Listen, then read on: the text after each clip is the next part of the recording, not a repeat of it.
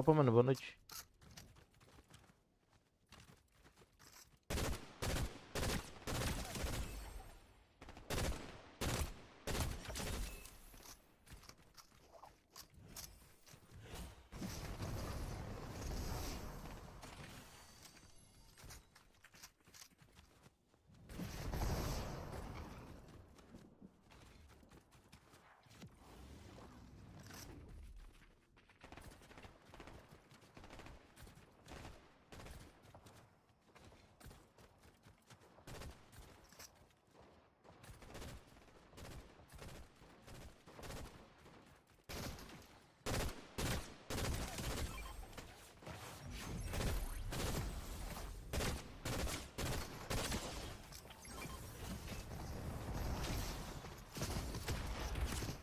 Ai, porra.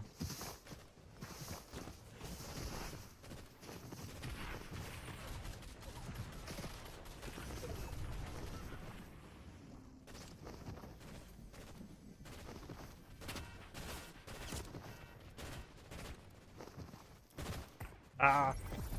Nossa, será que dá pra revir? Não. Poxa.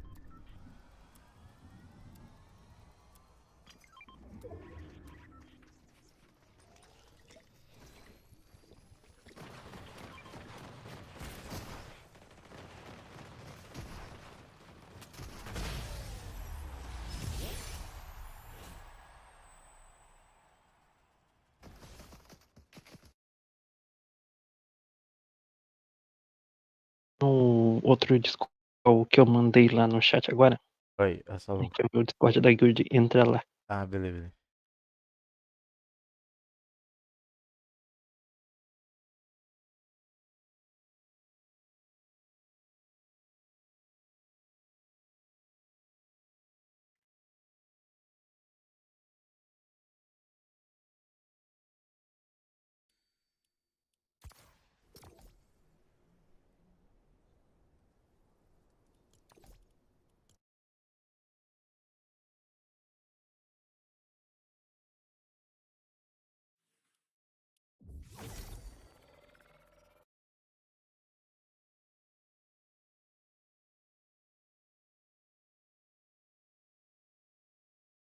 Cara, por que tu não vai pro inferno?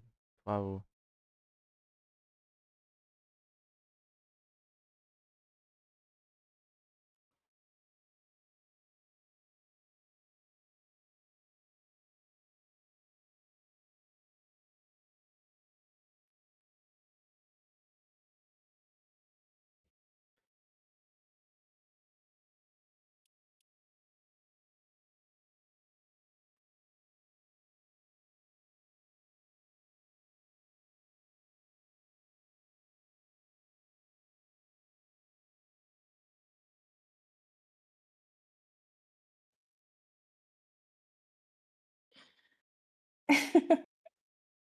Alô, boa noite.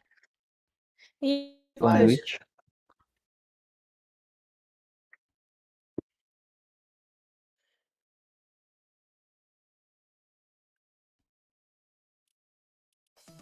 Meow.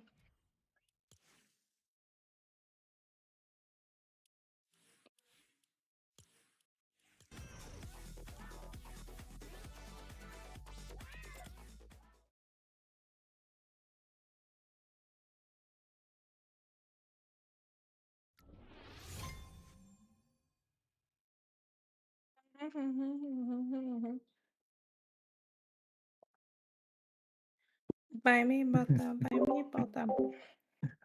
Esse Kakashi, velho. Uma chave que abre várias Vai. fechaduras é uma chave mestra. E é uma fechadura que abre com Amarelo, qualquer amarelo, amarelo, chave. amarelo. Caralho, mano. Kakashi é mente, velho. Eita, Kakashi Attackers. É, aquele ali é o Kakashi Satoru mesmo. O cara juntou duas lendas ali.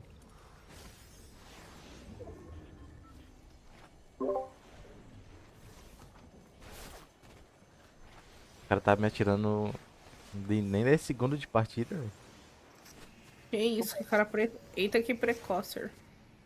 Depois que for, eu vou me Desculpa. afundar. Desculpe por ser precoce. Você aguenta, maninho. Ô, eu vou, mano. Aceite, meu Deus do céu. Vai, deixa eu humilhar. Não, mano. Vem, Kiko, vem. Vem cá, vem cá, vem cá, vem cá. Ana. Tem um emote aqui, vem Obrigado cá. pela kill, galera. Ô, louco, tô sem bala. Eu também. Ô, louco. Uma bomba aqui. Ô, louco, caí, mano. Cê é louco, humilha. Eu vou me reviver aqui. Chega aí, galera, pra salvar vocês. Nada, tô viva. Porra nenhuma. Mano, de onde esse cara subiu? Ô, porra. Cai.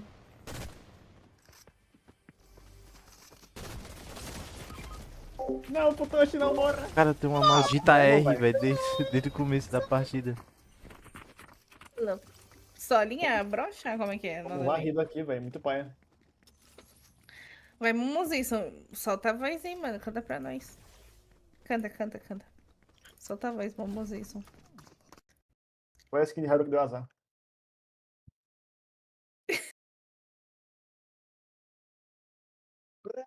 Papá. Mumuzinho, ele tá flash de... Hola macaquito. Ô, louco, Ô, vacilei. Ô, louco. Olá, ô, brasileiro. Normal, vozinha, faz vozinha, Mumuzinho. No meu corazón.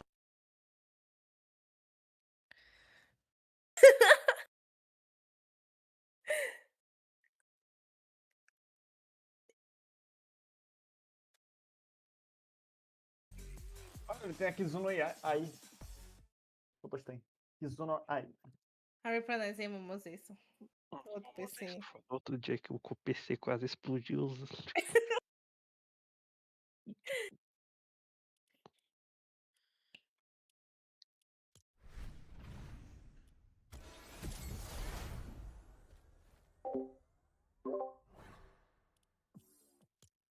Vai tomando. Então tá.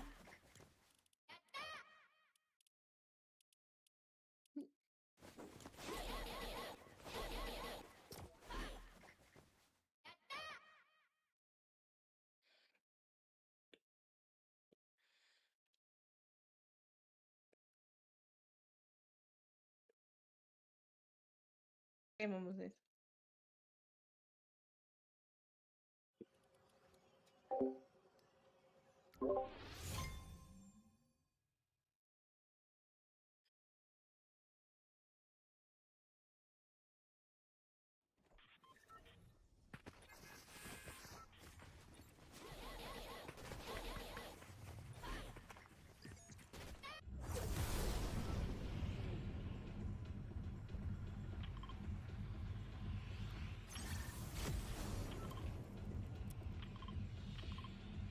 prazer em conhecer você.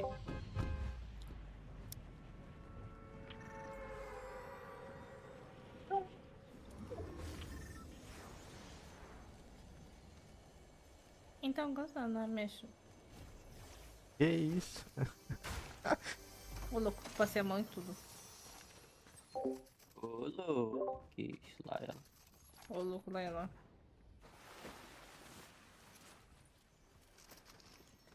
Ô, louco. Você viu isso aí? Tomara que não tenha visto. Calma, calma, calma, calma. Derrubei, derrubei, derrubei.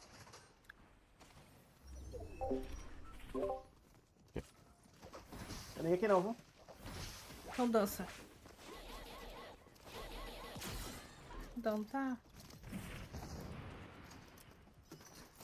Ela vou pra guerra com 2 pistolas aqui. Você é louco. Bora pra safe, guys?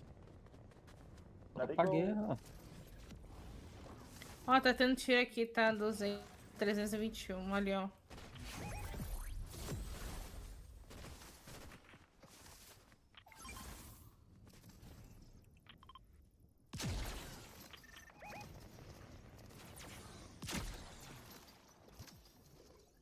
Aqui, ó.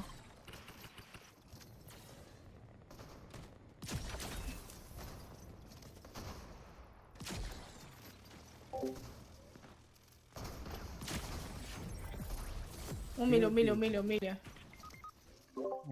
Ah, eu morri, galera. Alguém me ajuda, me socorro. Vocês derrubaram eu. Ô, louco, ô, louco, ô, louco.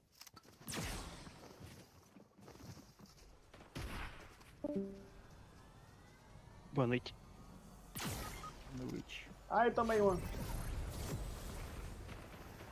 Peraí. Puta, tomei duas. Aqui, Futoshi, aqui, Futoshi, Futoshi, aqui. Futoshi, aqui. Meu Deus, me esqueceram, velho. Puta que pariu. Fudeu, fudeu. Valeu, Futoshi. Aqui eu morri, 100%.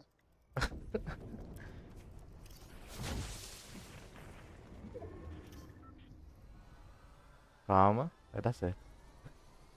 Tudo mostrando deles. Oh my god. Pra quem quiser shield aí, ó, tem um tiquinzinho de nada ali. Nossa, mano, tem muita gente aqui, tá?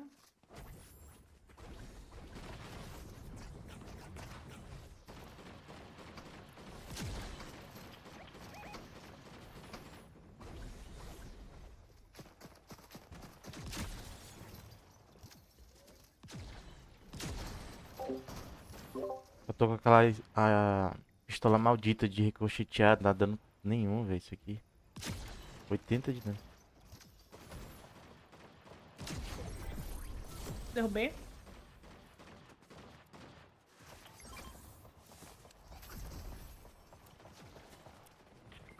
Ah, filha da puta, mano, tá nas minhas costas, velho. Bora. Deixa eu ver. Deu nada. Bora. Aqui, ó. Nice.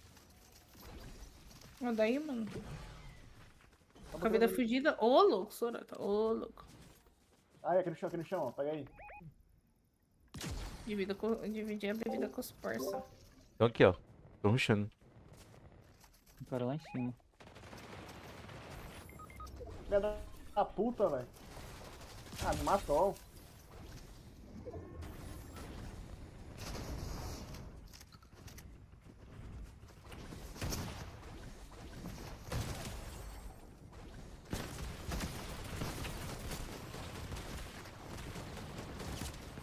Ok. Dois caiu. GG, nossa. Aí, boa. Eu deitei Toma dois no ainda aí. Caraca. Ainda não tá? Boa, Futoshi. Carregado. Ué, Zé, Esse bota John aí pelo que é um pote. desgraçado, ficou saindo e entrando da porra do shield, louco. velho. Futoshi fez aquele sopizinho bem piozinho. Eu receei uns 10 aqui, viu? Receei uns 10. É, louco.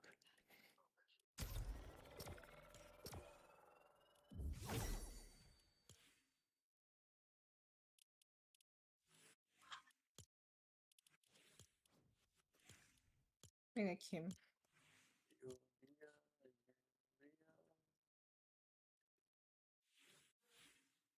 Ela vai de pai. Onde vai?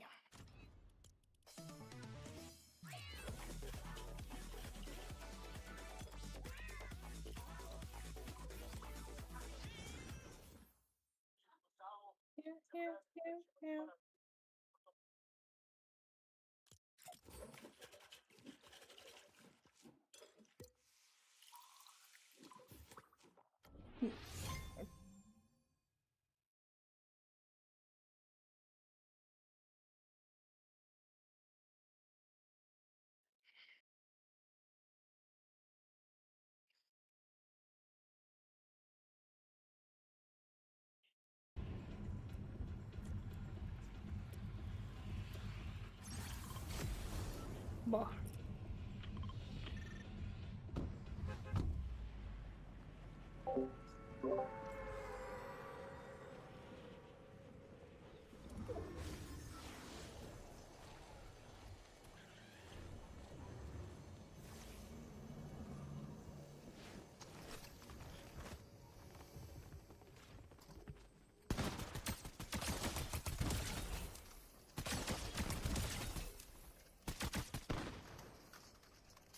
Obrigada.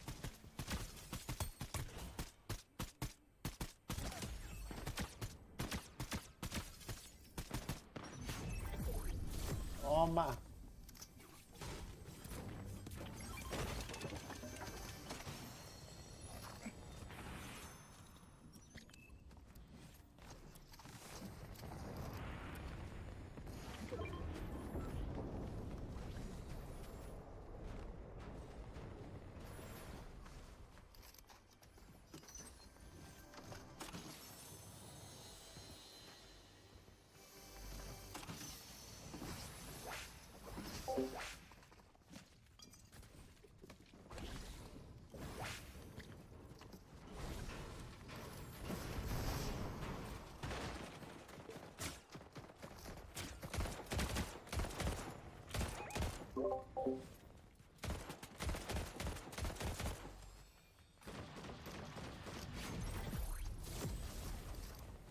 Bom.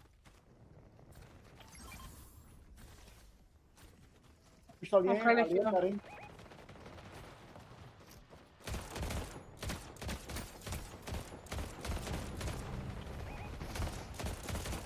Derrubado o noob. Melhore, mano. Em cima da montanha ali, ó. Eu não sei se tá lá ainda, mas eu vi andando ali. Deixa pra mim, beleza. Mano. Ixi, aqui comigo. Bola, meu Deus.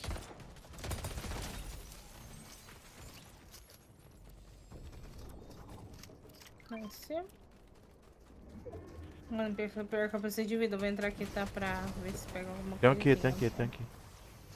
Tem? Eu usei, peraí. Olha os pisos insano.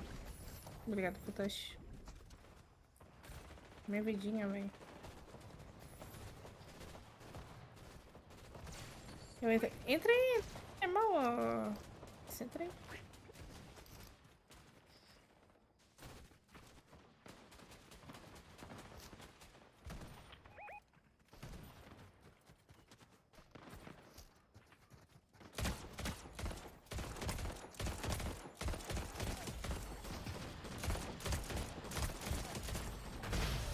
Matei.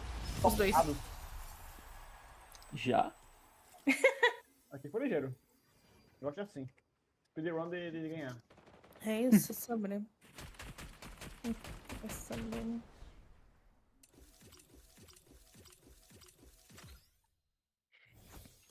Também essa pistolinha aqui, velho, muito roubada.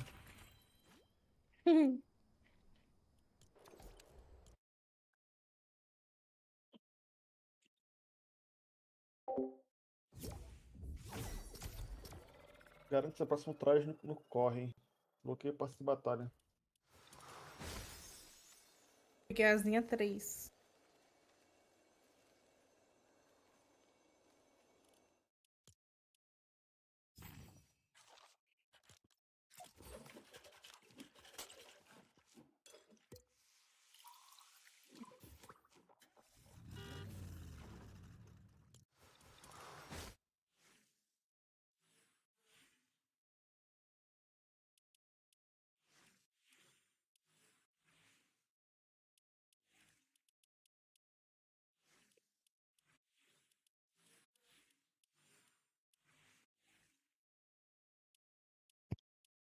Ai, que Que é a tal da raposa?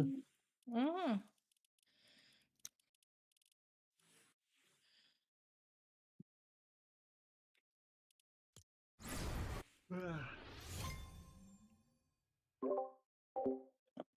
É louco, perdi, não tá. Não perdi nunca mesmo.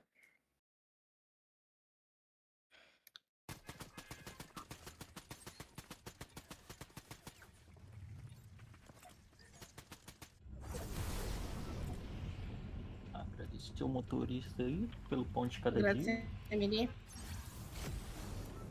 Arara, motorista caminhões.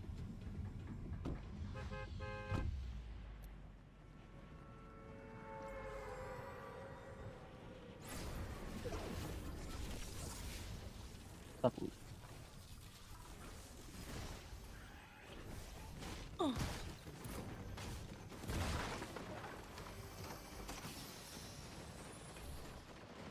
Pai, vou humilhar, mano. Vou humilhar, velho. Vou humilhar, eu gosto de humilhar.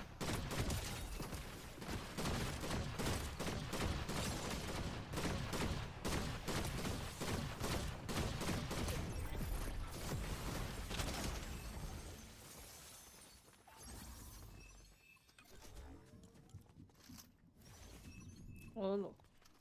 Ô, louco. Acho que eu morri, velho.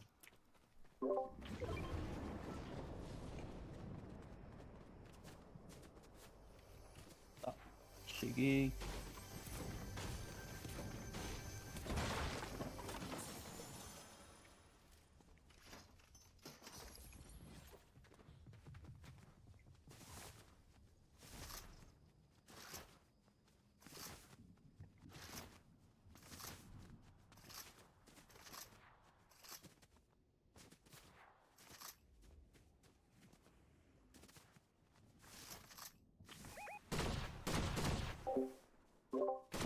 Tem aqui na frente.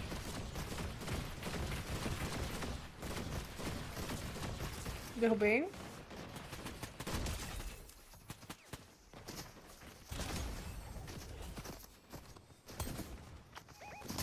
Ali na montanha última, marquei. Andei não. Matei.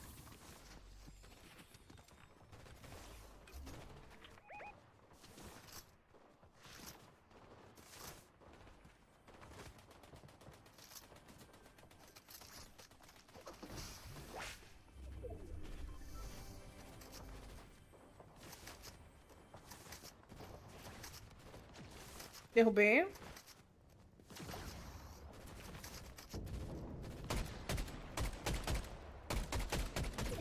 Derrubei.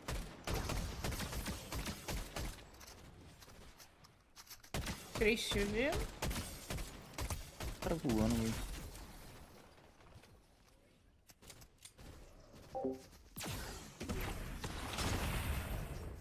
Filha da puta.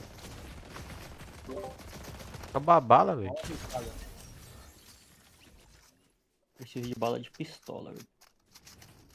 Ixi. Ah, E o cara rezando aqui ao vivo, mano.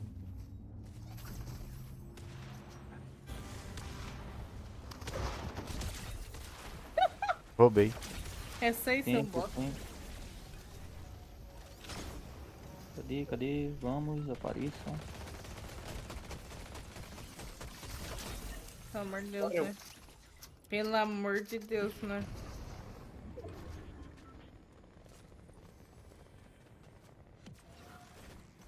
Tinha um cara por aqui mesmo. Peguei ele aqui, ó.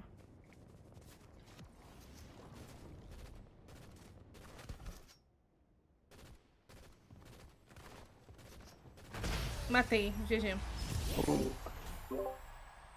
Porque eu joguei só de pistola. Essa linha dourada é muito roubada, cara. Sei lá, com raposa, né? Apenas.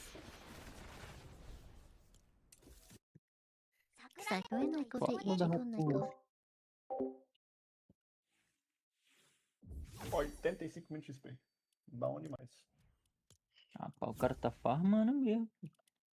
Não, mas é só às vezes, tá? Quando a gente fica em segundo lugar, nem é só 10 mil.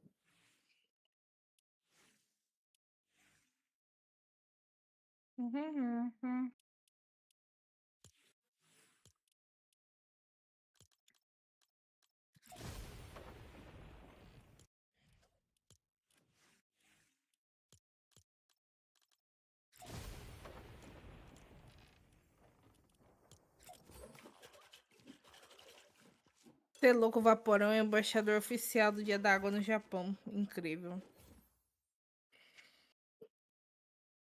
Vaporeon?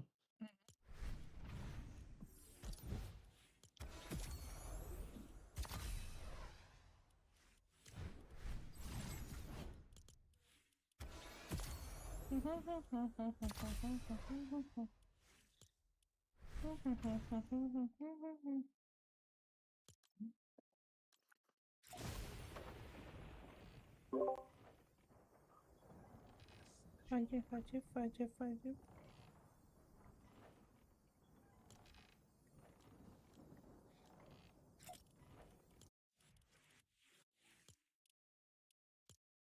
Cadê, carai? Isso.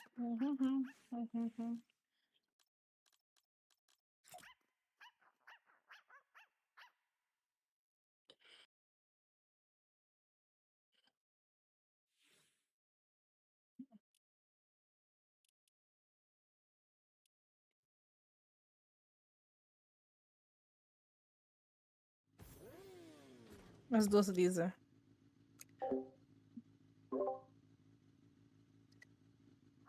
É engraçado que só a gente troca de skin, né? Os caras são viciados nas skins, velho. Mano, que isso? O cara vive no personagem aí, mano. Você é louco.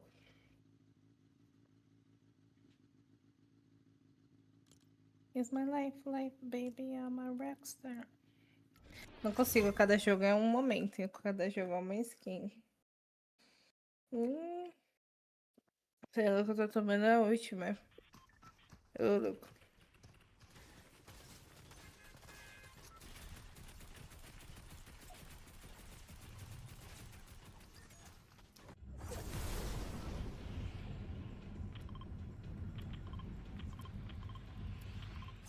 Amarelo. Olha, aquela ilhazinha lá no final ali, ó. Amarelo, mano. Muito longe. Pra zoar.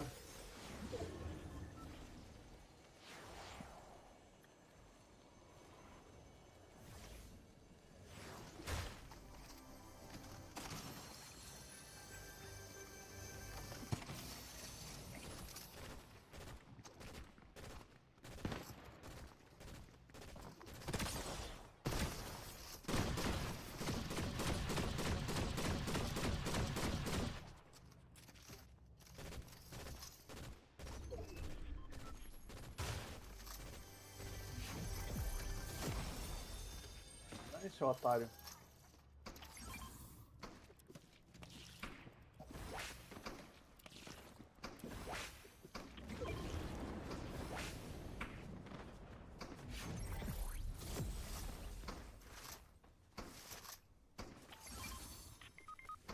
Caiu.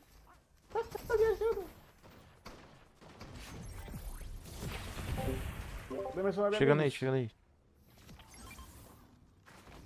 Andou. Ô, louco, que cara podre, medíocre pra caralho. Sua família tem vergonha de você, mano. Pode se matar. Poxa, o cara caiu e ficou pulando. Web amigos, eu morrer. Chegando. Vem pra cá. Volta. Morri. Fica parado, pelo amor de Deus. Achava que era outra pessoa. Valeu. Eu vou morrer. Você é louco. Ai, esperando. Eu mando pra cima, velho. Tomar um refrezinho aqui, ó.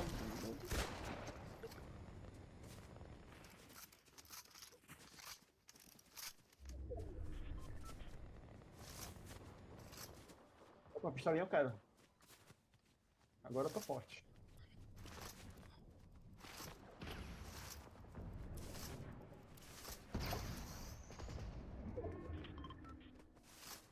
Tira esse shield, sua vagabunda. Você vai ver o que eu vou enfiar dentro do seu rabo.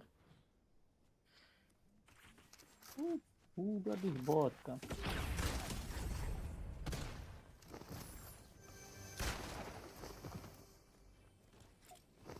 Meu Deus.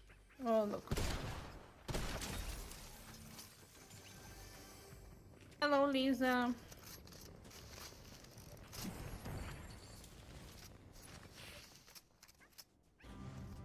Tem bota aqui, se alguém ainda tiver sem.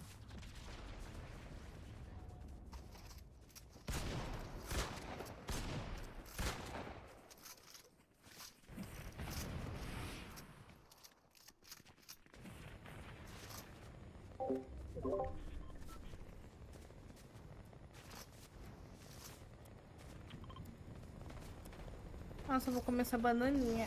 Ui, que delícia. Nham, nham, nham, nham, nham.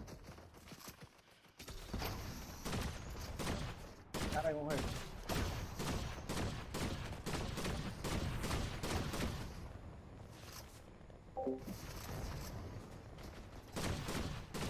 Anda pro lado, anda. Eu quero que você anda, mano. Um cara aqui muito chato, velho.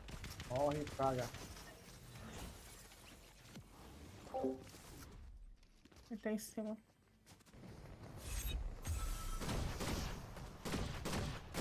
Derrubei.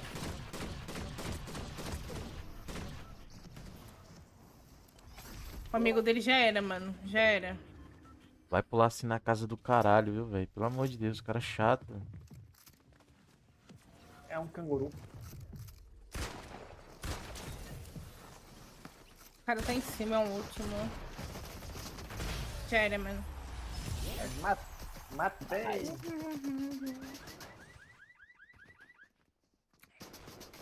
G. Molhou, molhou.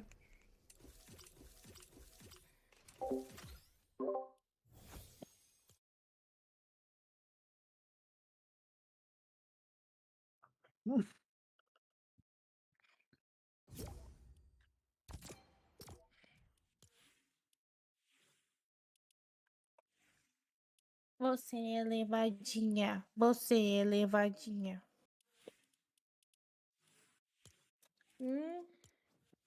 Oh my god, so creamy.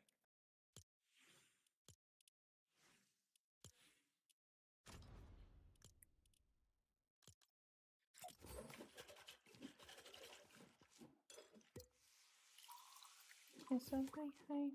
Yes, my life.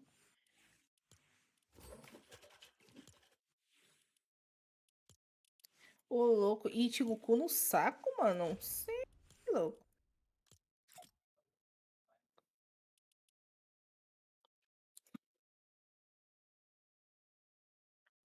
Montar uma zampa. Cadê a zampa Kudo? Te devo, tô fudido, te devo. Minha Bucks skin salário. Você tá me devendo? Você sabe, né, mamozinho? Espero que você saiba disso.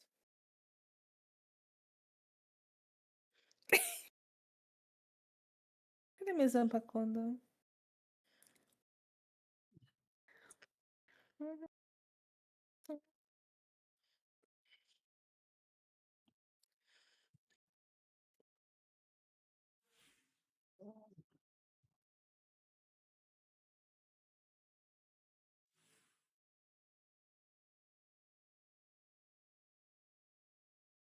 Vai tomando. Nossa, viadaram o Ichigo, velho. Me adoro. Muito bom, velho. Hum.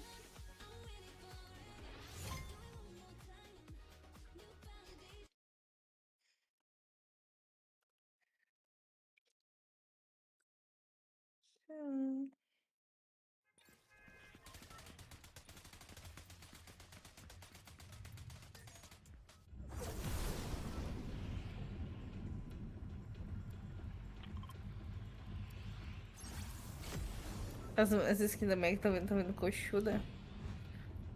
Então mesmo?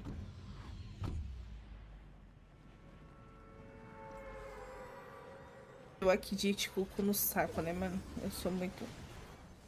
Ai, bati a cabecinha.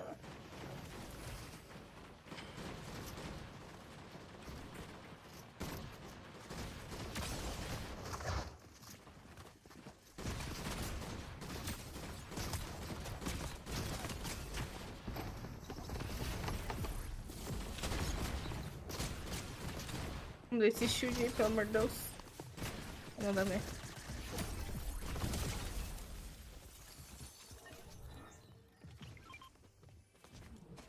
Cadê? Acabou os caras? Uhum. Aparentemente sim.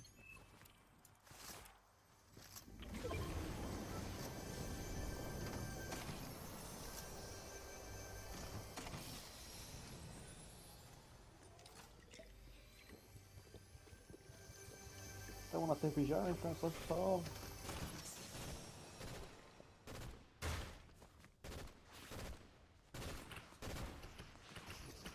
Ô,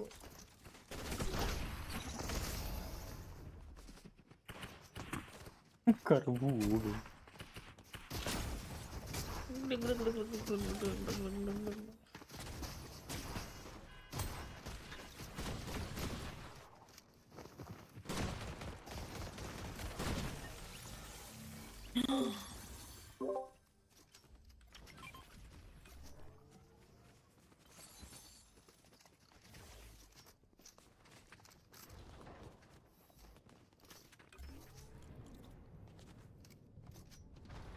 Tô vendo ninguém. Tem cara pra ali, ó.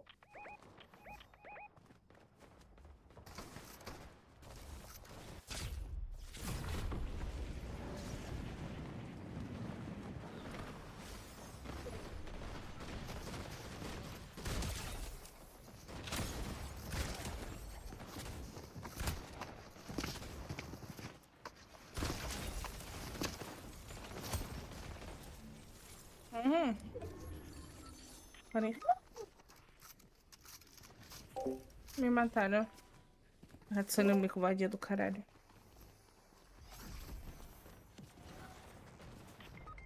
Nossa. Tirei o shield dela, né?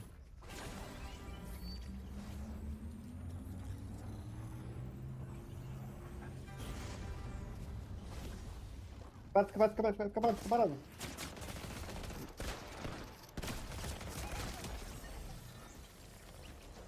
Cadê o cartão de Haru? Aqui. Pensei já. Mano, a Hatsune Miku me deixou com 2 de vida. Que porra foi essa?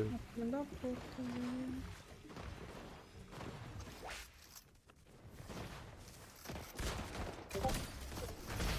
Mas. Boa, Toma. boa.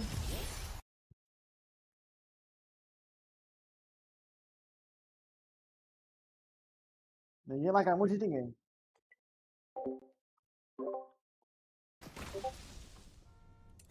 Bom,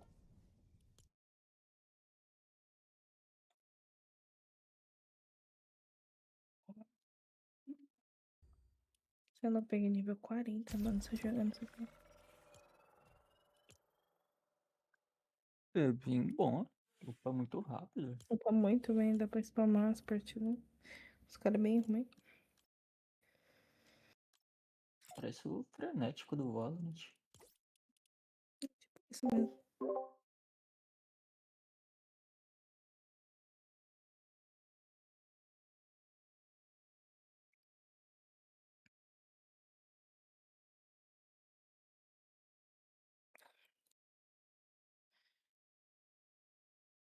cara. Tá, porra. Depois daqui eu vou fazer um mingau de aveia. Ô, louco, como todo dia, mano, com creatina. É Delícia, bom, né? mano. Sempre louco, bom demais. Aquele leite compensou pra isso. Comprei o Também. leite e uma caixa de aveia. Muito bom, hein? Eu Leite de compro macho. logo os dois. Leite Leite de de cabras macho, machas. leite de cabras machas. É loucura. É louco. Hum. Skin aqui, peraí.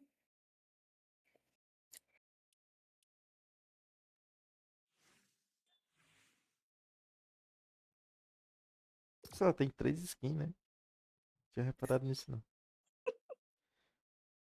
Quem eu? Ah, Ice Spice. Sim. Sim.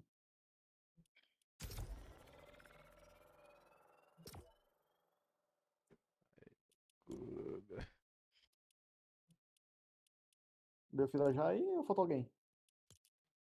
A minha cancelou a fila sozinho. Mas falta o Sorata. Sorata. Ué, mas eu tô Tá pronto já, não, pô. tá não. Você Ué, tu saiu falou. da PT, tá fora. Ah, é porque eu tava na partida ainda. Eu achava que também dava pra ficar dar pronto no lobby lá.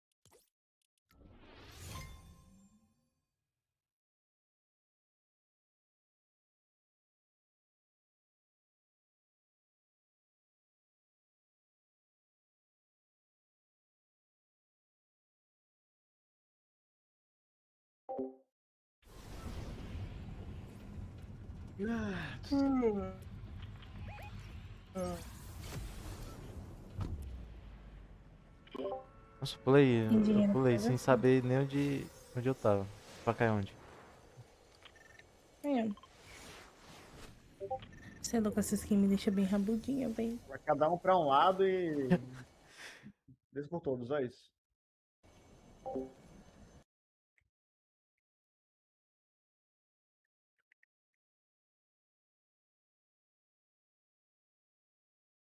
Nossa, tem 3 me rajando aqui, é foda. Morri.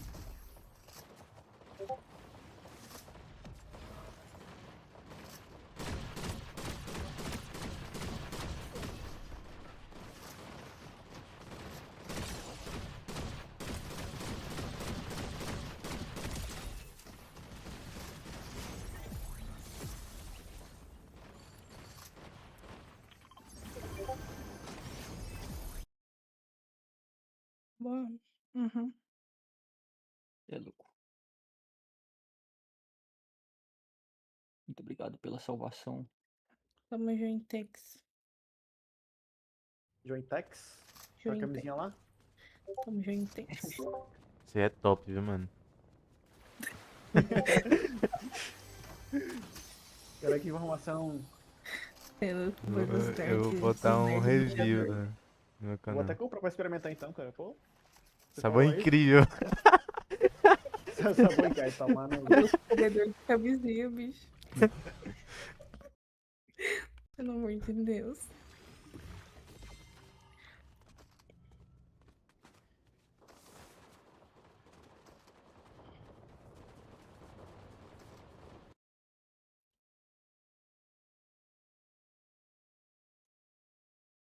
Fica tirando em mim aí, seu otário. Obrigado. Aqui, ó. Opa, opa, opa, opa, Ai, opa. Eu Morri, tô morri. falando Nossa, na aqui é velho. internet, lembrando. droga. Só que eu tô sem vida, velho. Levantou aqui, levantou aqui. Opa, Calma. aqui acabou. Tudo de pistolinha. Tem vida aí.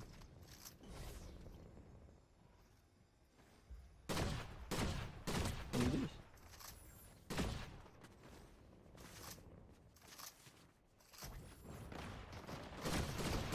E o Goku? Só merda.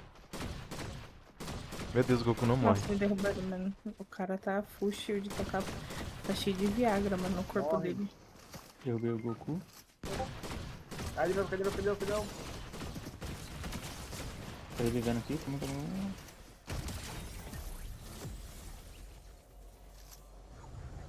Vocês têm cura? Viu? Não. Tem um aqui, ó. Não. Eu tomei aqui uns Scooby Snacks.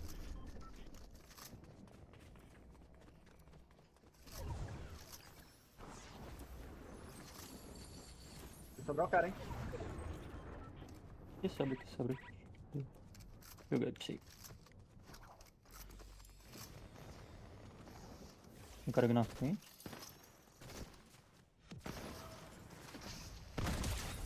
Ih, foi, mano.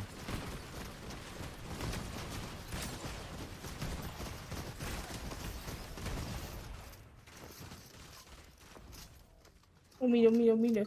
Mano, humilha, humilha. Xinga a família dele. Ô, louco. Se eu humilhar, você faz isso aqui, ó. Humilha, humilha, humilha. Cara, vem cá, vem cá, vem cá. Humilha, humilha. Bota ele nas Tem um costas. cara ali. E agacha. Eu choquei o cara. O amigo dele, ele come. Bota aqui, cara. Bota ele nas costas e... Não, não mata, não mata. Ah, GG, ó. cara de tryhard, mano. Ô, louco, foi mal, velho. É que eu vejo um toba voando, eu tenho que atirar, mano. Aquela duplinha lá com skin igual, quase que mata nós, velho. Casalzinho tem que atirar mesmo na cabeça. Ô, louco.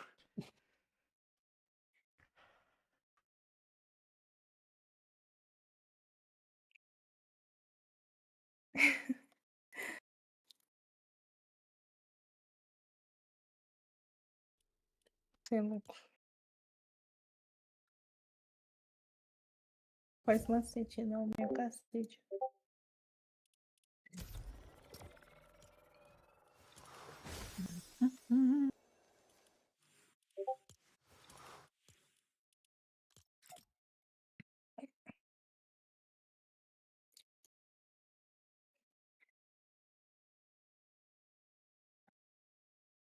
Louco, tem essa.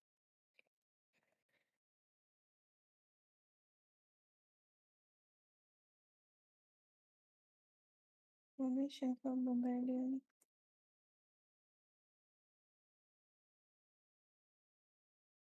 Sabe, tem um perfil pra cada personagem.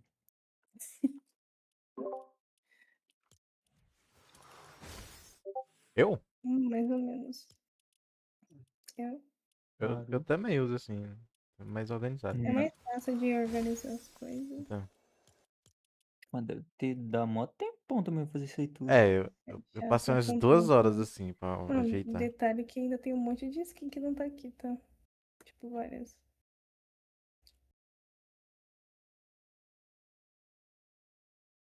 Faz macete.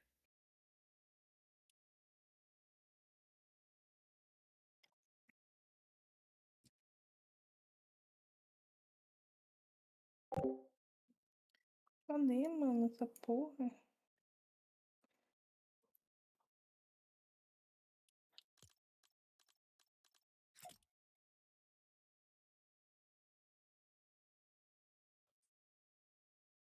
Sabrina Carpentina. Alô? Sabrina Carpinteira. Armando a Áurea. É a melhor skin do Fortnite, né? De longe. Certeza.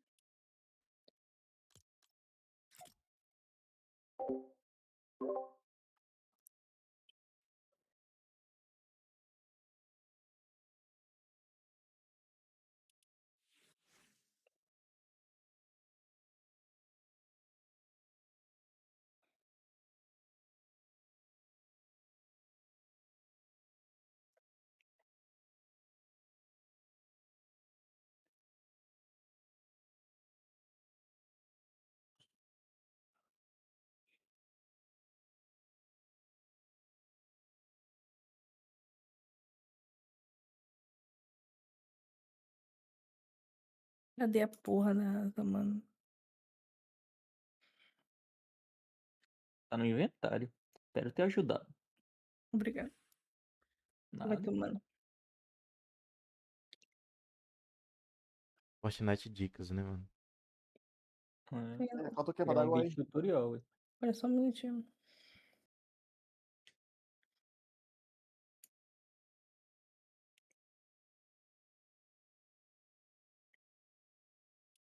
Meu Deus.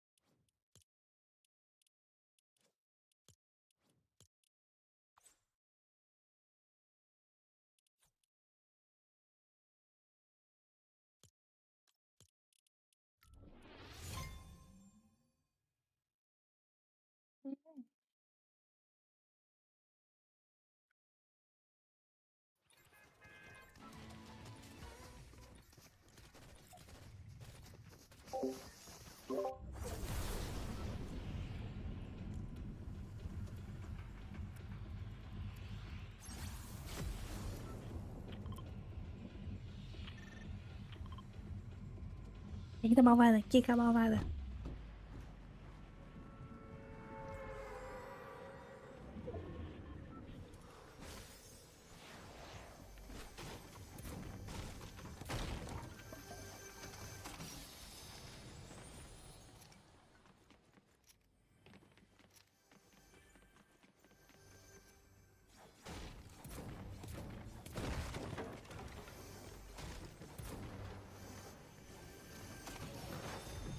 Comigo. Fudeu.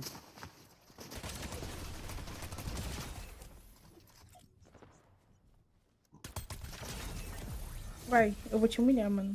Eu vou te humilhar, velho. Sua família não gosta de você, mano.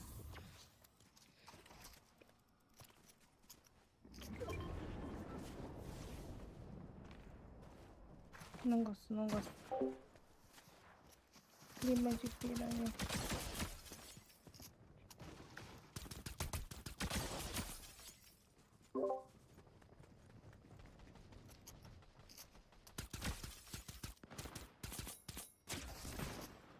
Opa, opa, opa. Tá passando mal, enfia. Melhore, mano. Gente, me mataram. Melhore. Matei 2. Bora, ou não, bebê?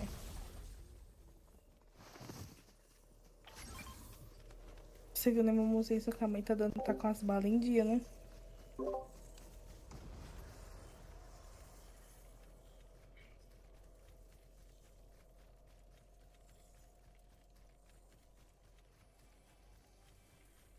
Nossa, tem os caras aqui atrás. Ai, caiu igual uma Susto, velho. periquita. Gente, eles estavam nós aqui, velho. Velho, tô fodida, mano. Dá pra restar dentro do gás, não? Tô dando muito dano. Vou morrer. Morri. Eu tô sem nada, tô sem nada. Eu vou tentar restar você. Vai essa, vai essa. É. Derrubei um ali. Matei. Cara, dois fiquei com aqui. 2 de Vai HP. aqui, vai aqui, ó.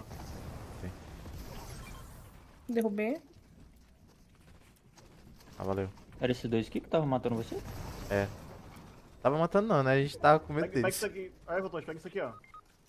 Derrubaram eu, mano. Derrubaram eu. Eu derrubei Valeu. 2, mano.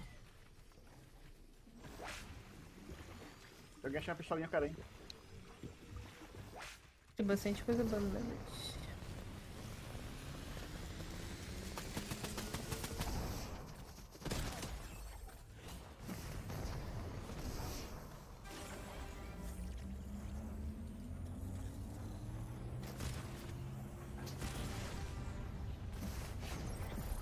Derrubei um lá. O outro ali tá sem shield, esse tá pulando aí na sua frente, isso. Derrubei ele também. Opa. E tá do... Oh, humilha, humilha. Pego. Gente, o bot me deu um HS de 100. Cai. Que isso?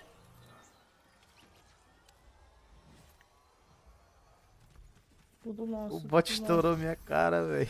Caralho. Caralho! Aí é foda. É nós dois. nosso. Eu vou. Cê é louco. Vocês conseguem morrer aí? Eu resto vocês aqui. Ah, eu vou morrer aqui rapidão. O cara tá finalizando também. Morri. Vai, Haru, carregue nós. Ô, louco. Ai, Jesus, meu.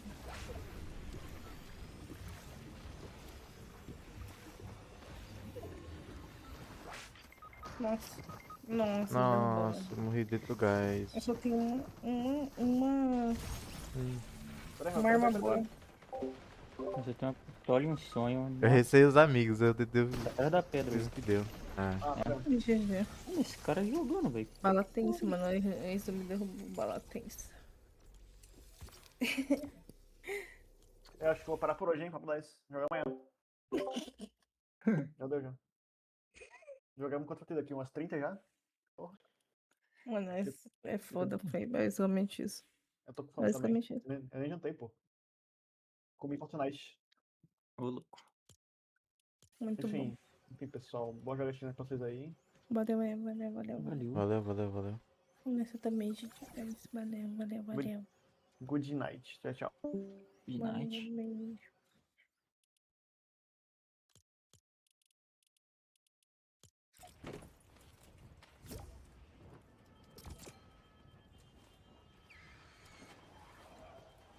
Deixa eu entender o que o bot digitou ali, mano. Um texto, cara. Que... É.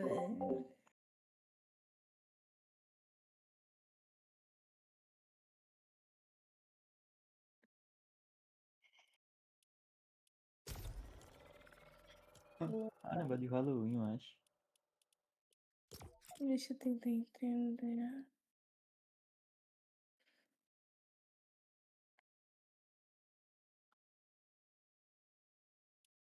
Fui vestido de Raul Seixas. Ganhei. Eu não...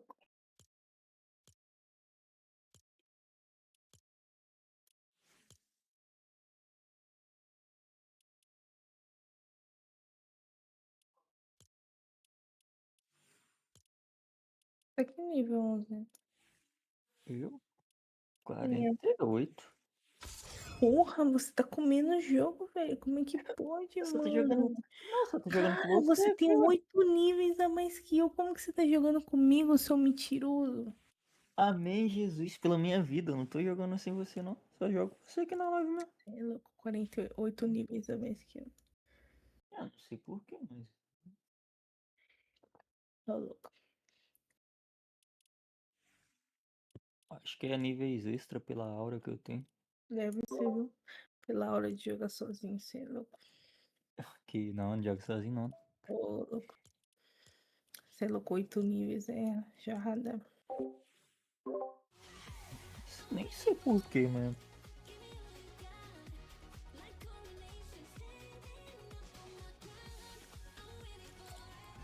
Eu pensei em jogar sozinho e eu dei mole em não ter jogado. Foi na hora que eu tava com o negócio lá, entendeu? Uhum. É que eu dei mole em não ter jogado, porque, né? É, Tive nem a honra de aproveitar um tipinho. sacanagem. Cara, o Fox recusou jogar comigo. Ô, louco. Eu Falou, gosto não, de vou. jogar no Fortnite. Falou, Saideirinha, não, nada.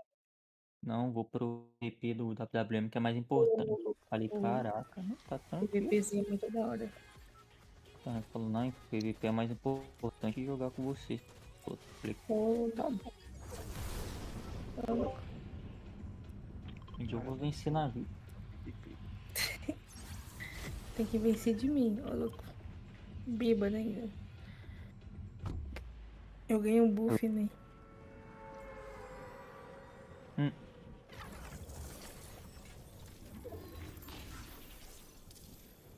Até porque a Haru tá jogando bêbada, ela pega menos nível. Não bebam, crianças. Isso é um incentivo, tá? Quem Deixa joga pra sem mim, beber deixa que eu ganha mais bebo. que você. Deixa que eu bebo, deixa.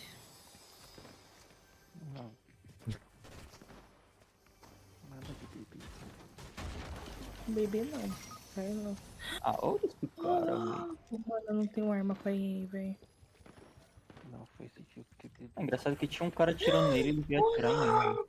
Mano, que isso? Ai, que fodeu. Essa aqui puxou uns caras mais. É hard, viu? É que nós tá só em 3, isso é foda. Que isso, velho? O cara tava trocando tiro ali com o outro. Ele parou de atirar no outro pra atirar em mim. E o outro atirando nele ainda. Valeu, valeu. Louco. Me jogaram. Eu tô fudido. Ah, GG. Não tem como.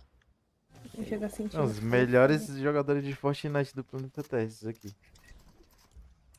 Não, aqui Eu sou a caiu. nata da calabresa, né, velho? Vamos tentar de novo. Uma Só saideira os decente. próprios. Saideira. A saideira.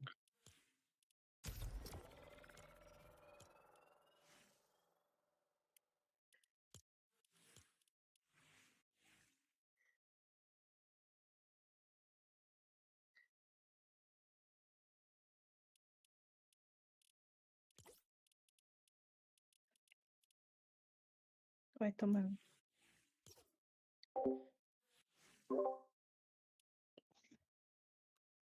De skin aqui que o da lua ali já tá pedindo pra ser lavado, coitado. Cara, que troço é esse aí? Que skin é essa? É do rei, pô. É repo aquilo ali? É, né? Sim, sim. A mãe tem tudo, né? Cê é louco. Alemão CLT rumo ao top.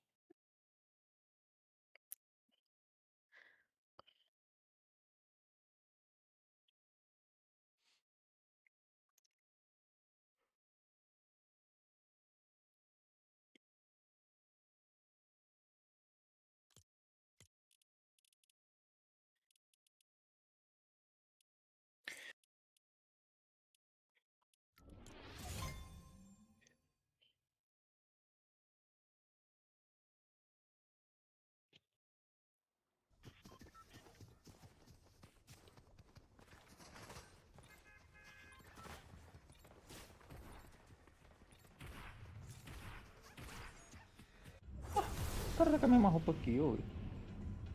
Ô, louco. Diferenciado. É, ele é diferenciado. O cara é pro play, pode ter certeza.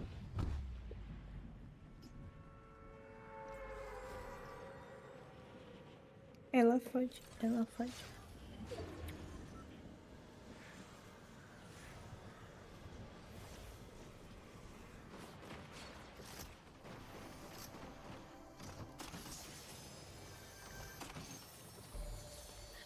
Filho da mãe.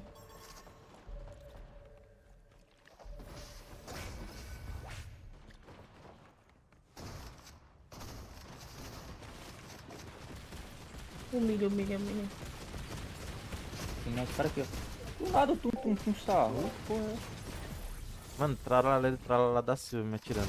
E o outro aqui também. Do nada um Humilha, humilha. calango. Cadê, galera? Uhul, cadê, galera?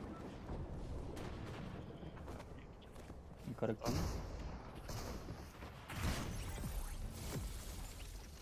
Nhau, nhau, nhau, nhau. Nham, nham, nham. Bota com a agressividade, vai me colocar de. Matei.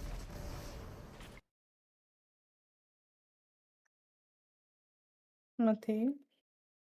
Nossa, derrubaram o ninja ali, galera. Matei. Esse cara que tá aqui em cima parece ser bom, tá? Fica numa cidade tem cara aí na. Matei. Eu acho que são bons. Derrubei todos apenas. Tem uns Cara, 3 quando caras são aqui bons, velho. me rodeando. Cuidado, tem cara na esquerda. Tá de boa.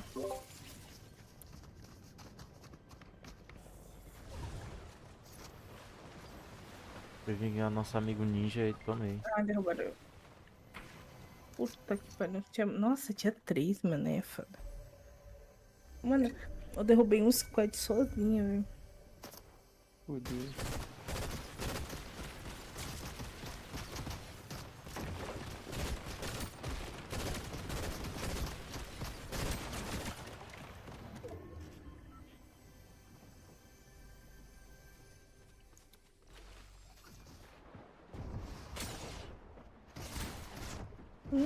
Ah, não tinha nem o que fazer, né?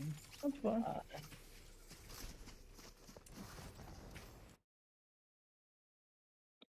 Mas é isso, gente. Obrigada aí a presença de todos. Nada. Até mais. Valeu, até mais. Valeu, até mais. Valeu, amigos Fortnite. Valeu.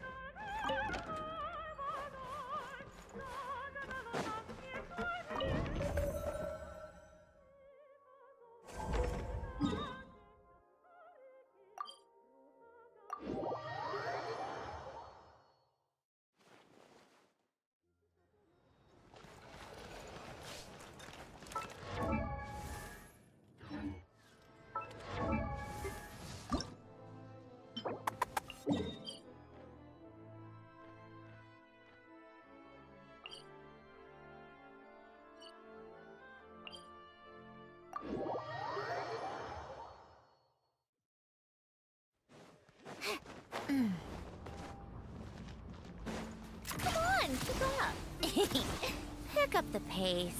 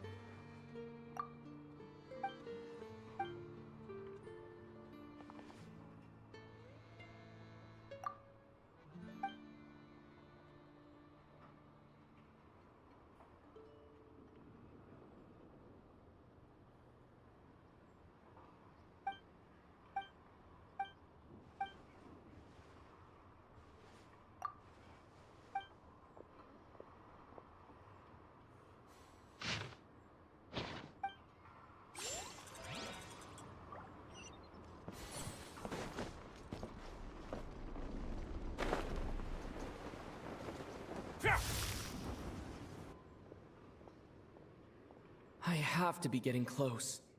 Don't go any further.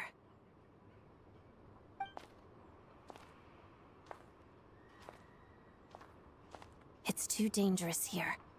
There's a highly aggressive monster on the prowl. You need to leave, now. Ah, I see. You're the backup from Snezhnegrad. Well, I'm Odette. Good to meet you.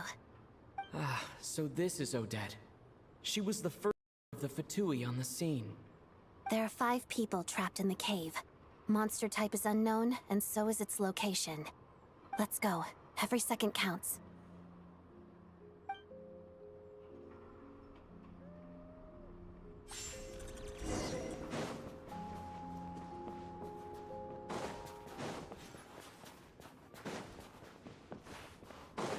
Careful. Something's moving.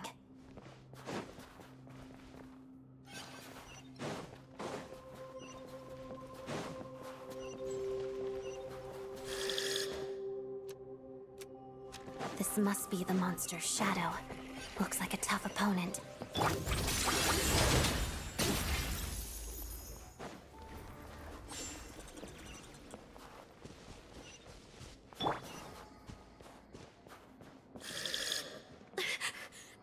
Stay back!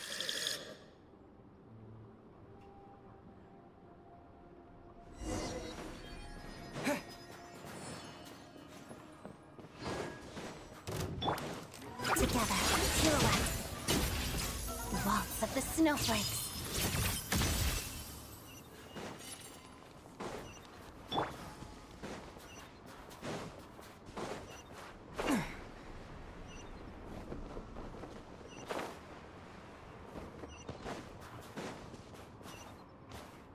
I see them.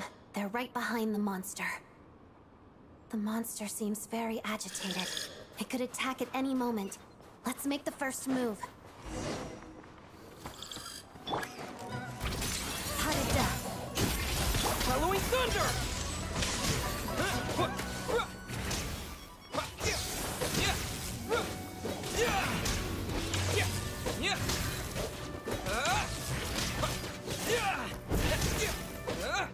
Lightning Slash! That's it? Let's begin. Pirouette.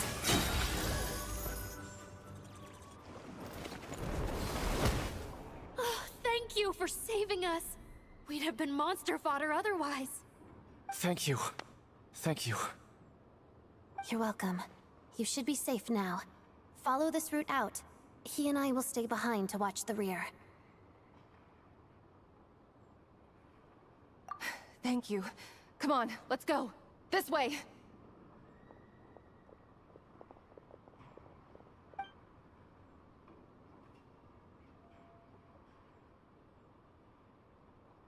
I've searched the area.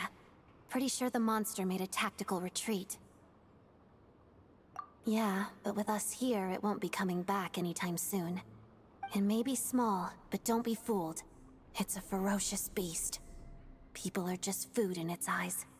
It's lucky we got here when we did. The trapped miners have been successfully evacuated. Time for us to leave. Wait, this place. There's something unusual about it.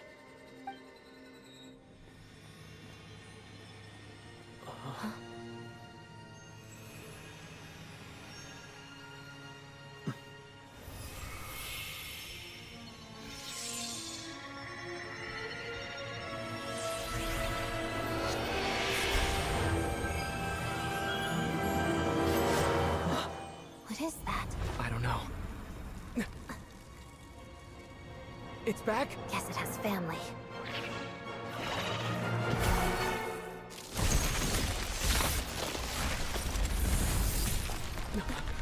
This way. Run!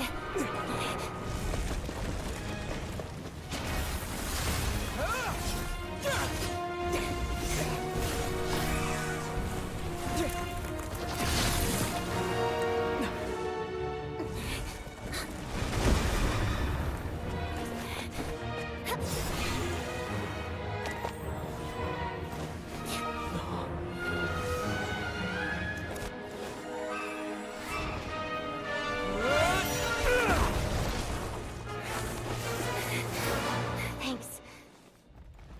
Let's get out of here.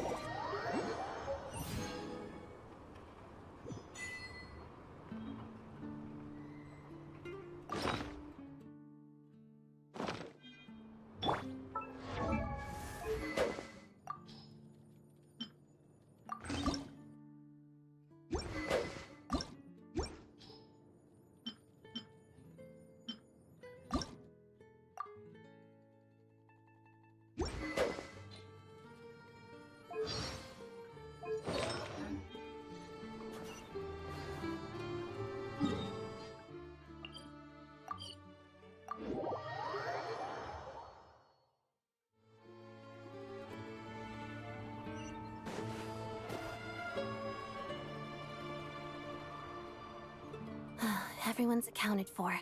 We managed to rescue them all. We also placed a sign at the entrance to the cave, warning people to stay away. You really held your own today. I still don't know your name. Don't think I've seen you before. I'll remember the name. All right then. See you around. Hello, Lady Marionette. I hear the rescue operation was a great success. I knew I could count on you. What brings you here, Odette? Here for a performance? No, a Fatui mission. I happened to be nearby and heard the crash.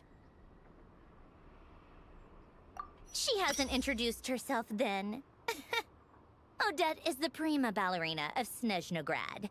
She's quite the celebrity. If you ever hear people mention the two crowning jewels of the Korailievsky troupe, they're talking about Odette and the prima donna, Vodianitsa. On top of that, Odette's also a rising Fatui star. It's looking likely she'll inherit the title of the Fair Lady. She learned all her combat skills from Rosaline herself. Used to be one of her most valued subordinates, too. You flatter me, Lady Marionette. If she's Rosaline's protege, that makes me... Never mind. There's no need to bring it up. No point making things awkward. How's progress on your end, Lady Marionette? Equally successful. I finished reinforcing all the equipment. Took me a little longer without Polonia's help. But the outcome is the same, of course. Even if the heavy snowfall summoned by that monster lasts for another 3 months straight, this equipment won't give way. All right, now that we're done here, it's time to get out of this blizzard. Sure, But Snezhnograd will send someone to investigate and draw up a relief plan. Ugh, and I guess I'll have to write the incident report myself this time, since it involves a mechanical malfunction. First, Pantalone needs to approve the budget, then Pulcinella has to sign off on the plan. Once they've argued it out and reached a compromise, we can move forward. That's the rough process anyway. Could take anywhere from a couple of weeks to a couple of months, depending on how smoothly it goes. Yup, nothing we can do about it. There's a whole stack of incident reports like this back at the office.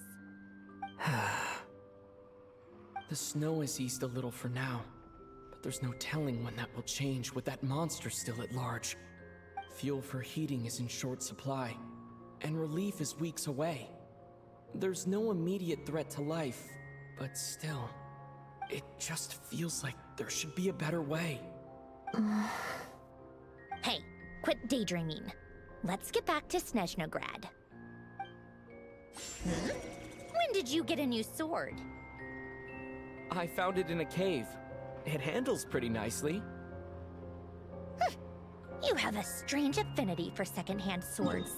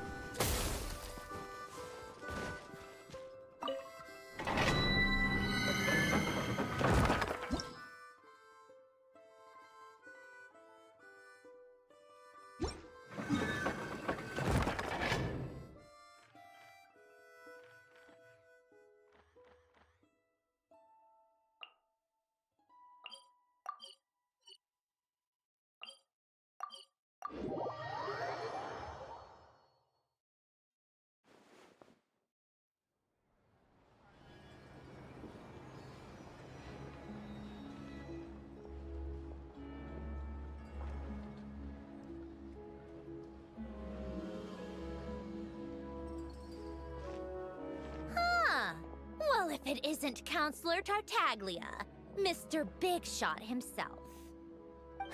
Go easy on me, all right? I'm still recovering from the interrogation the real Big Shots put me through.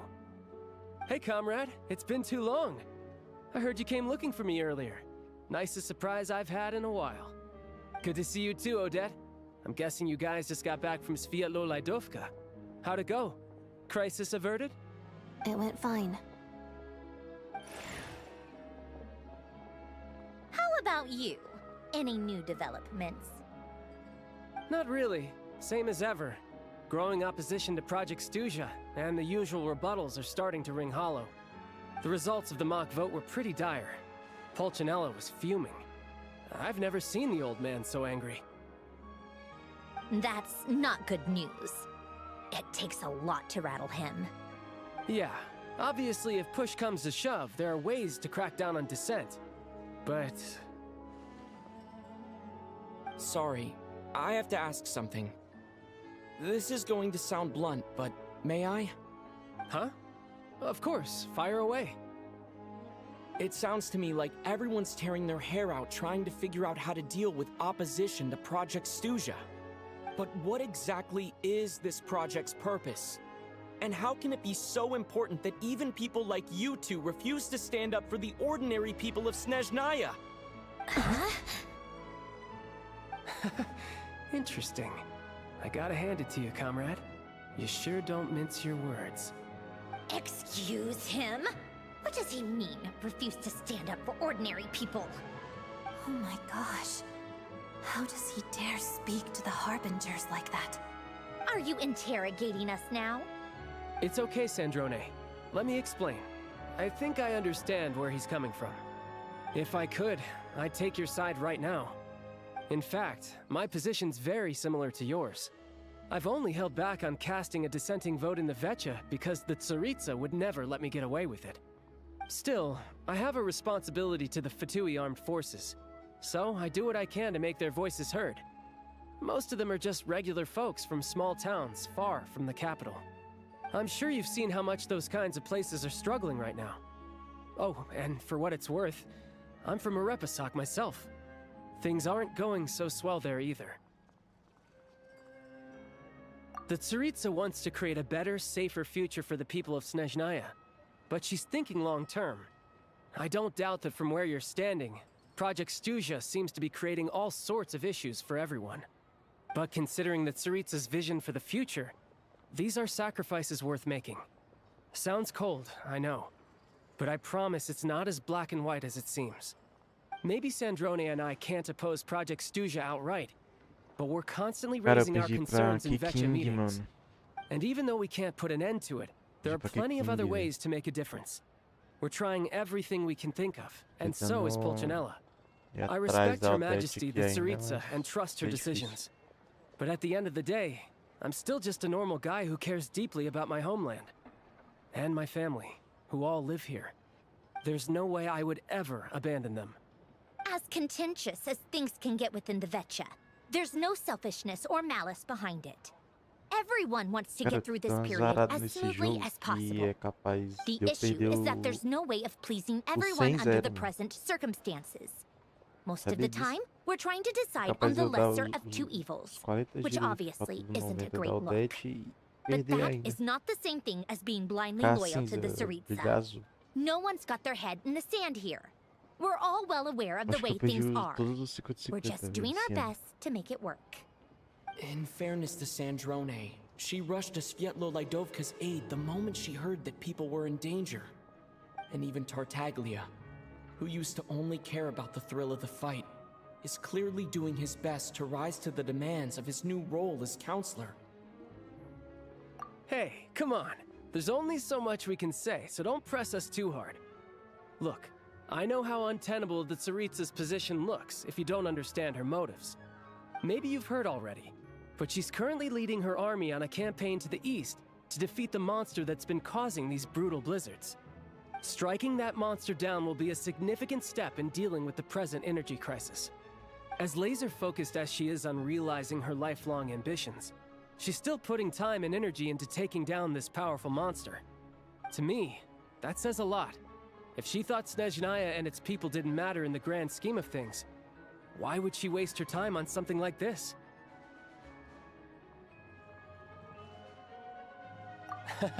Thanks. I meant every word I said, though. I wasn't just trying to placate you. I've already done more than enough diplomacy for one day. I still think this adventurer raises a very important point. Our two harbingers have made their positions very clear. But there are many others in the Vetcha who must feel trapped and forced to vote against their conscience. I think it's a very valuable quality to be willing to speak one's mind, despite the risk of offending powerful figures. You can say that again. I highly doubt we'd feel the need to explain ourselves so much if we didn't know you so well. Forgive me, adventurer, but might I be so bold as to ask about your background? How is it that you can converse so openly with two harbingers? Oh, haven't you been properly introduced? Easier said than done. I like to think I'm not the kind of person who goes around busting open people's old wounds. I've only learned his name so far, and no details of his experiences. Is something wrong? Uh-oh. Is there no avoiding the subject of Rosaline? No, it's just... all right. I guess there's no getting around it.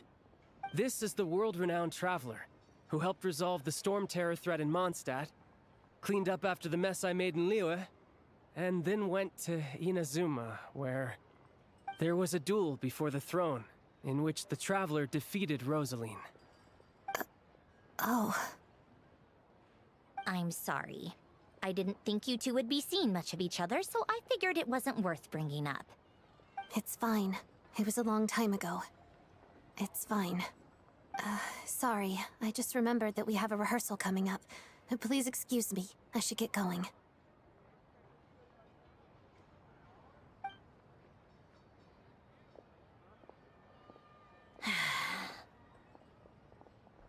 I've mentioned this to you before, remember? She was Rosaline's most valued subordinate. But they didn't actually get along. Not that Rosaline was really the type of person to make friends, but death has a way of resolving a lot of conflicts. Don't let it weigh on you. Like she said, it was a long time ago. It's in the past now. Odette has a very different personality from Rosaline. Give her some time. I'm sure she'll work through it.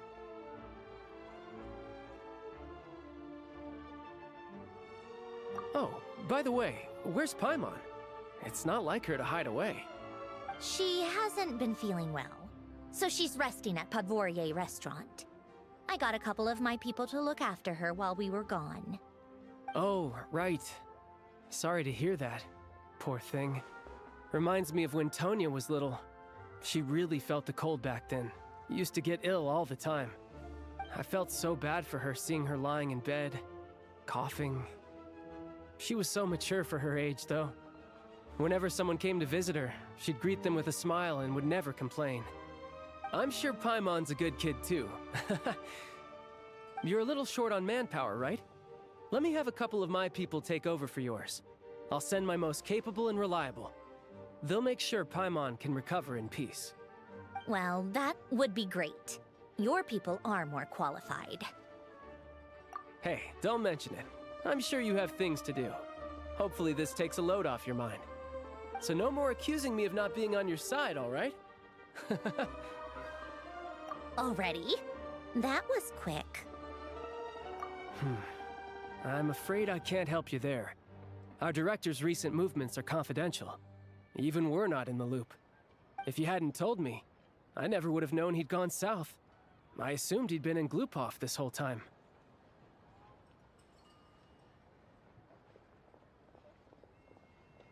Well, I guess I'd better go sort out Paimon's security situation. I have some other work to catch up on at Glupov anyway. Me too. I have an incident report to write up. Let's leave it there for now.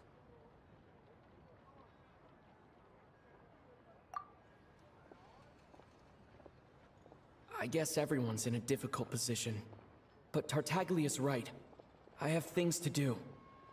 things I want to do, and things I ought to do. To start with, I should ask Alosha if he knows any way to help Svietlo Lydovka.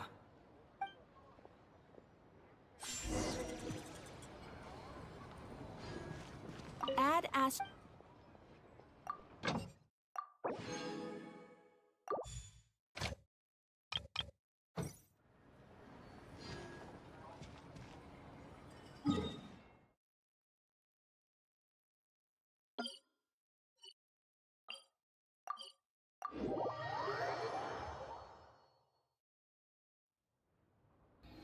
How strange. This sword seems to be vibrating of its own accord.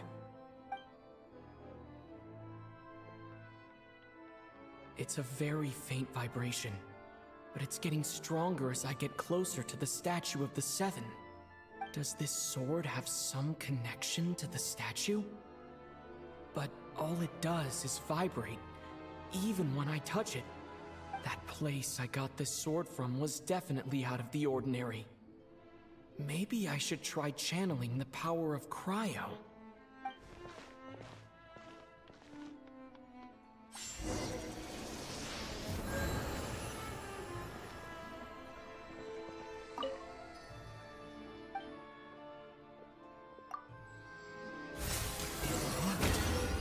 There really is something special about this sword.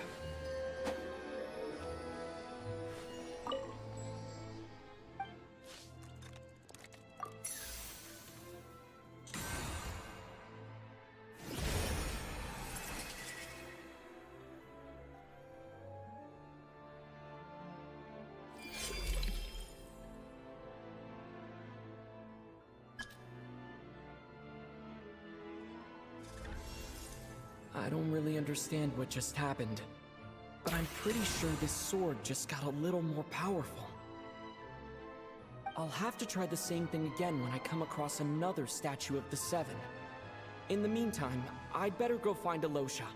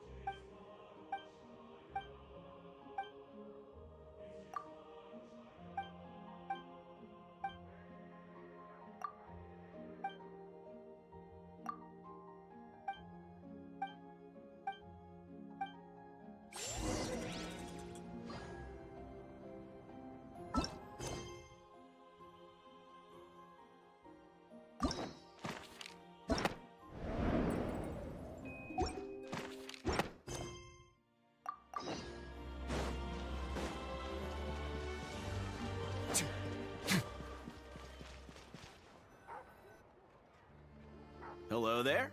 How can I help?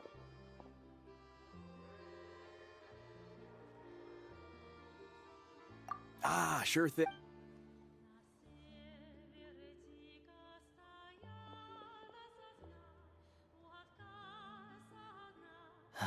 It's a familiar story. I've had similar experiences. Although Snezhnegrad doesn't deliberately delay or withhold relief, those first few days of waiting for help are always the hardest. It's a fundamental contradiction. If emergency relief can't be delivered in time, what's the point in even calling it emergency relief? Not necessarily. I think there's a good chance that Kresny Crystal from Stratomoros will start flowing into the market. When we resolve Stratomoros' energy issue, it's like we open the floodgates. A huge backlog of crystal is now available to the townspeople. There's no way they can use it up at once. A lot of them will probably stockpile it and slowly work their way through. Probably a good idea, since energy prices are only going to keep rising. But there will always be people who urgently need Mora.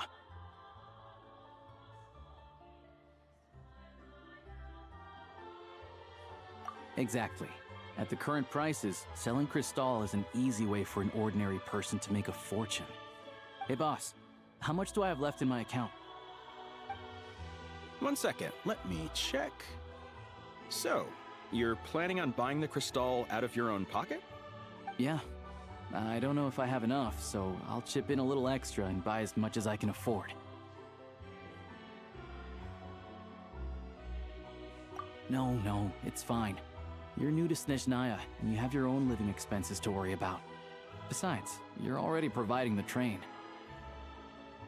Here's your Mora. See what you can find at the market. But I doubt there'll be much crystal left. Yeah, well, can't hurt to take a look. Let's see. Huh?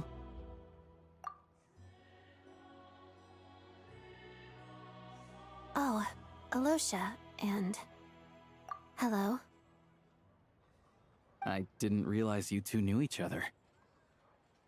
Yeah, I take on some odd jobs in the city to supplement my hunting income. Sometimes I work as a cleaner or prop hand at the theater where Odette is one of the big stars, so I've met her a few times. When the weather's as bad as this, it's better for a hunter to adapt than to keep looking for game. Yes, and we sometimes need extra help.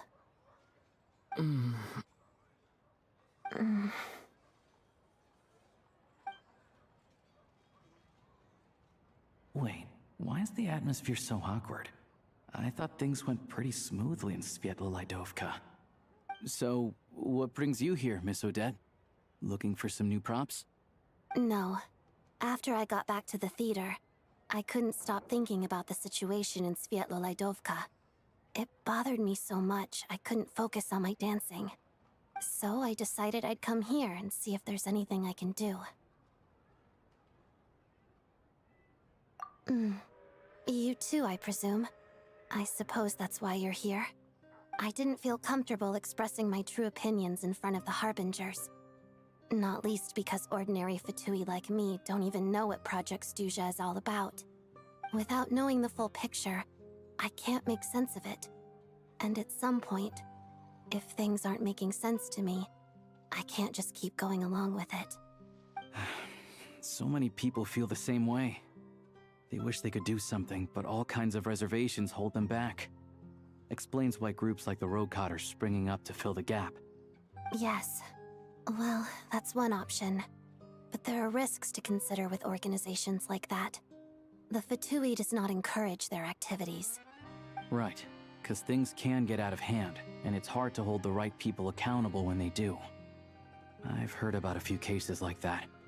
Sandrone said Odette was on track to inherit the title of the Fair Lady. If so, she'll be able to find out what Project Stuja is really about. Still, it's probably a little soon to ask her about that. There may be more to the story. What's on your mind? I think we can both agree that no matter which side you're on, it can't stop you from doing the right thing. Where there's a will, there's a way. I know what Rosaline did while she was abroad. You made the right decision, so no hard feelings. So, what's your plan? Oh, we were gonna buy some crystal. I heard there's some on the market right now. Funny. I had the same idea. In that case, let me pay. I can claim it back as mission expenses. The real issue here is that government relief is behind schedule. Surely it makes more sense for the state to cover these costs than for us to pay out of our own pockets. True. It's a huge expense after all.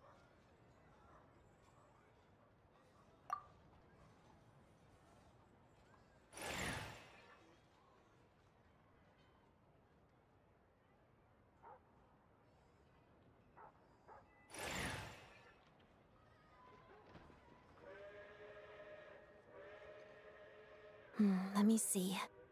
I'll take it all, please. And I'll be needing a receipt. Right. Choose mission budget under the expense category, but be sure to specify emergency rescue operation in the description. Otherwise, the normal reimbursement limit will apply. Let's book this train. Regulations say that if we need to transport Kresnik Crystal during Project Stuja, extra carriages can be added 1 hour before departure.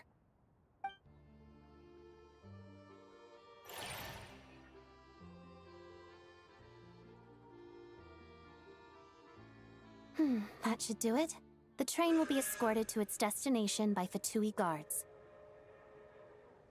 This is my first time seeing you handle Fatui affairs, Miss Odette. It seems you're as skilled an officer as you are a dancer. You flatter me.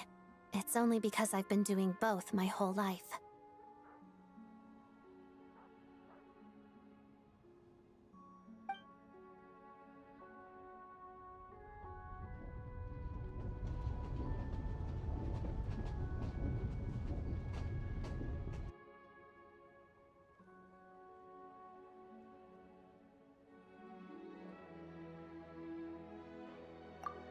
Anyway, I bet you've been non-stop today, am I right? Any idea how Paimon's doing? What's wrong? Who's Paimon? His travel buddy. Hasn't been feeling well. She caught a cold right after they got to Snezhnaya. Sounds like she's important to you.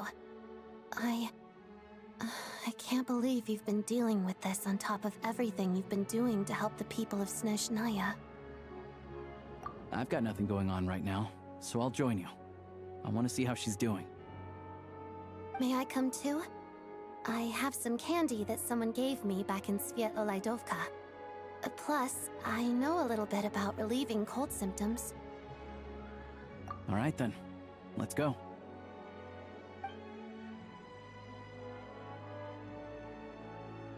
I still don't know what the deal is between these two, but at least the tension seems to have vanished. A good sign, hopefully.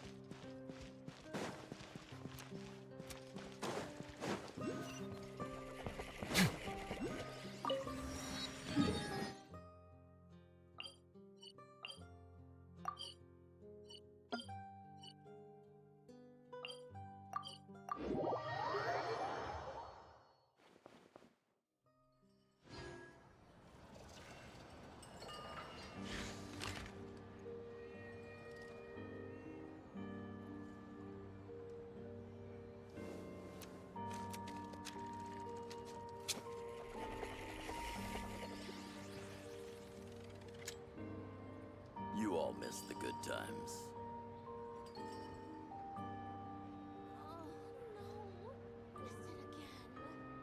A word of advice, don't break the law. Is there anything else? Yeah, seriously, don't break the law.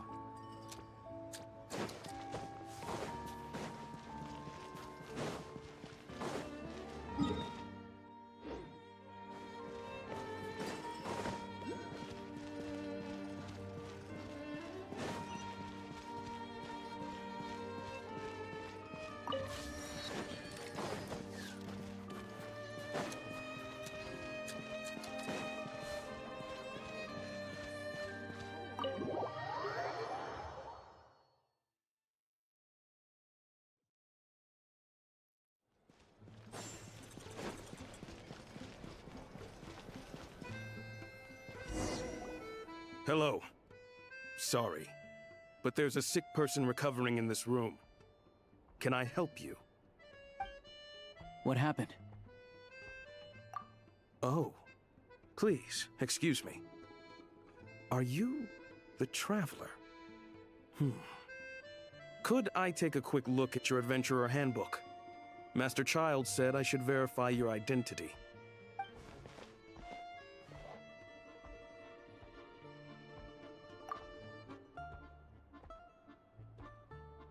Ah, it's really you.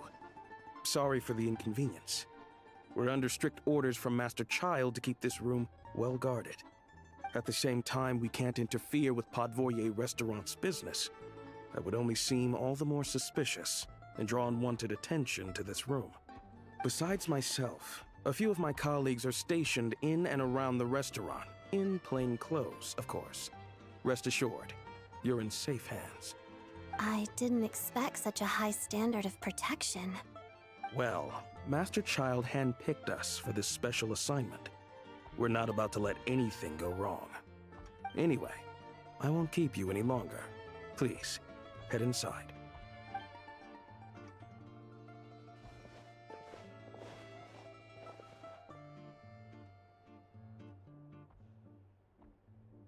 Traveler! Alasha, you're back! Oh, hey! Who's our new friend? Hi, I'm Odette. The Traveler and I crossed paths a few times. Another friend from the Fatui, huh? You're practically a member yourself by this point. Paimon's definitely on the mend. We should be back to our usual travels in a few days' time. Seems like that doctor was right. It's just... Paimon's limbs are still feeling a little chilly. I have just the thing. Whoa! What's this? Is that a flame inside an ice cube? Wait, is this real ice? How's it not melting? And how does the fire keep on burning? All keen observations. You're right.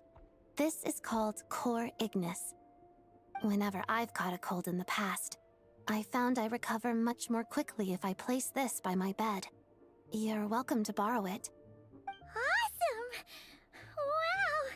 It's so nice and warm! Oh, it's like magic. Your name was Odette, right? How did you two meet again? Looks like she's in pretty good spirits. That's a relief. Any progress with your investigation yet?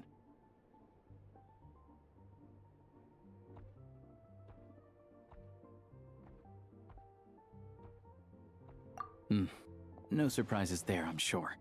They're not likely to let anything slip.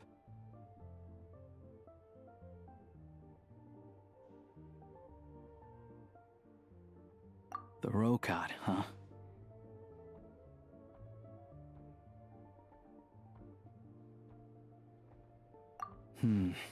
Let me think. Members of the Rokad keep their true identities hidden, but I think there might be someone I can introduce you to. Leave it with me. Meet me at the Korolyevsky Troop tomorrow, and I'll tell you how it goes.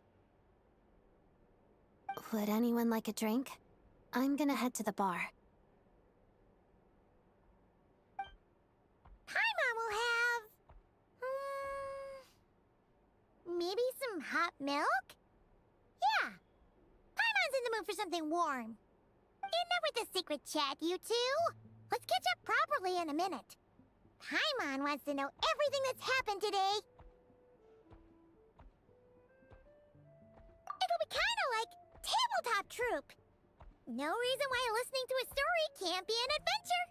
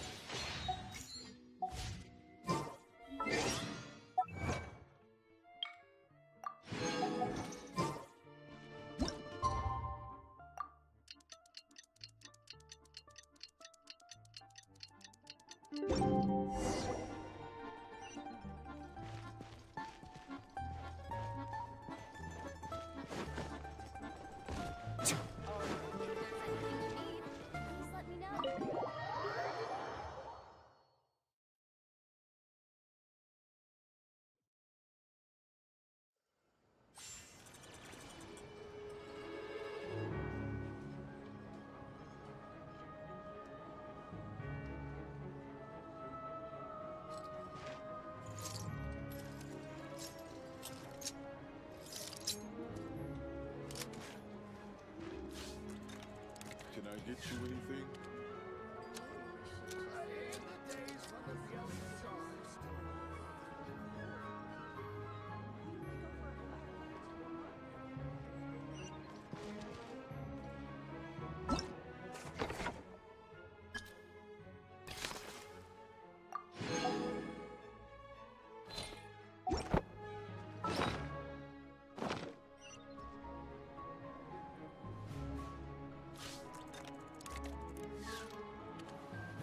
Can I get you anything?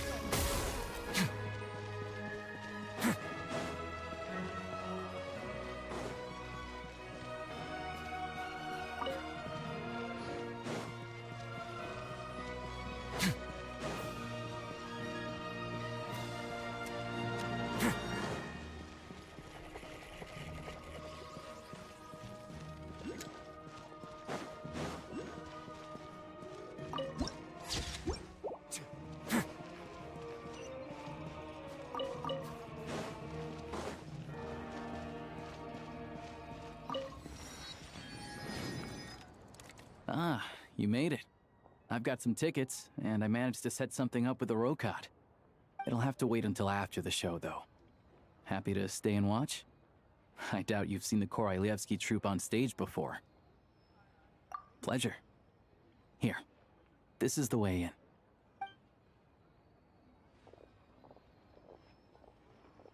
Please present yourself for a routine inspection in accordance with theater regulations. Thank you.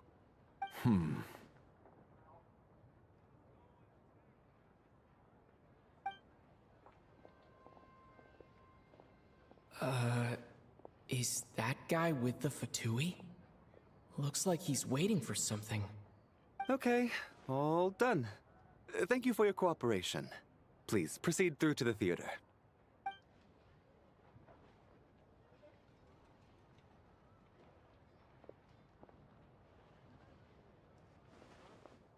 What's up?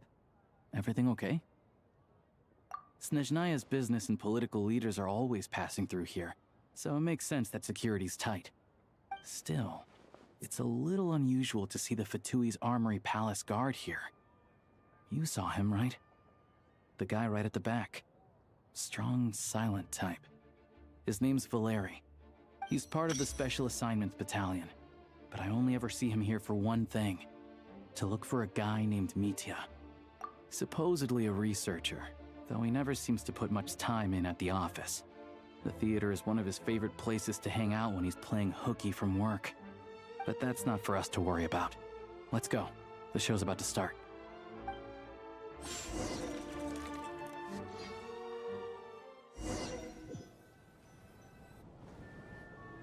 What do you think? Pretty impressive, huh?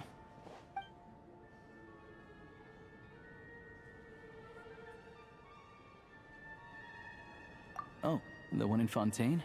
I hear it's iconic. Never seen it for myself, though. Here we are, just in time. Sorry, coming through.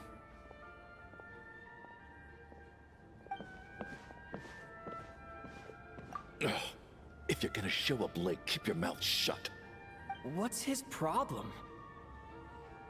Whatever. No point arguing with people like that. Look, there she is. That's who I'm introducing you to later. She's the lead singer of the troupe, Vodyanitsa.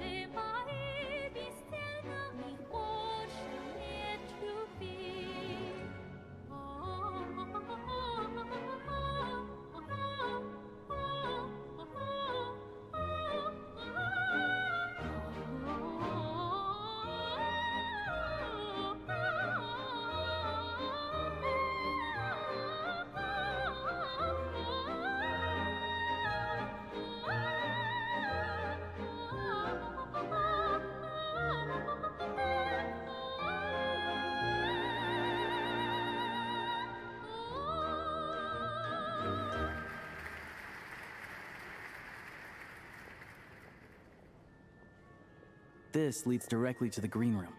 They're expecting us. Vodyanitsa will be waiting for us there.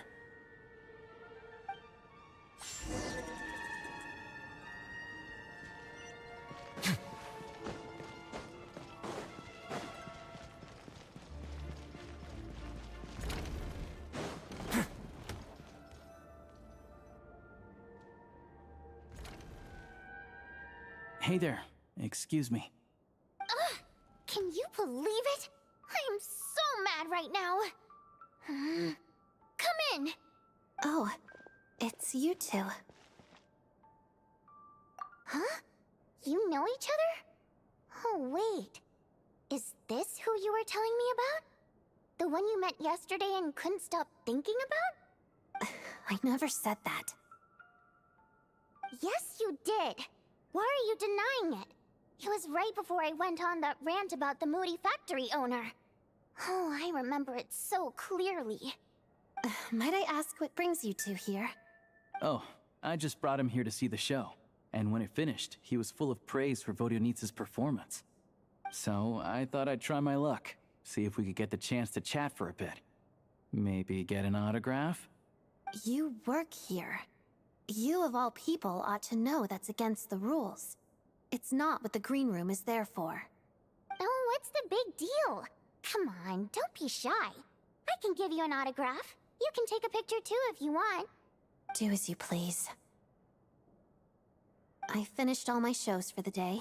I'll leave you to chat.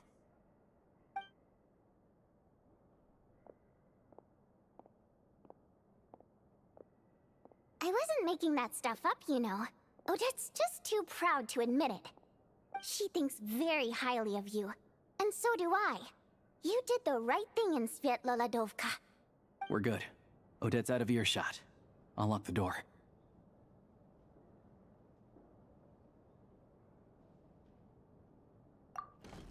Confidentiality, of course. The Rokot is very strict on that. Whoa, Alosha! Not out loud! Not with an outsider here. Relax, I've taken care of it. Look at this. The President's reply sent this morning. Wait, so he's been approved to join?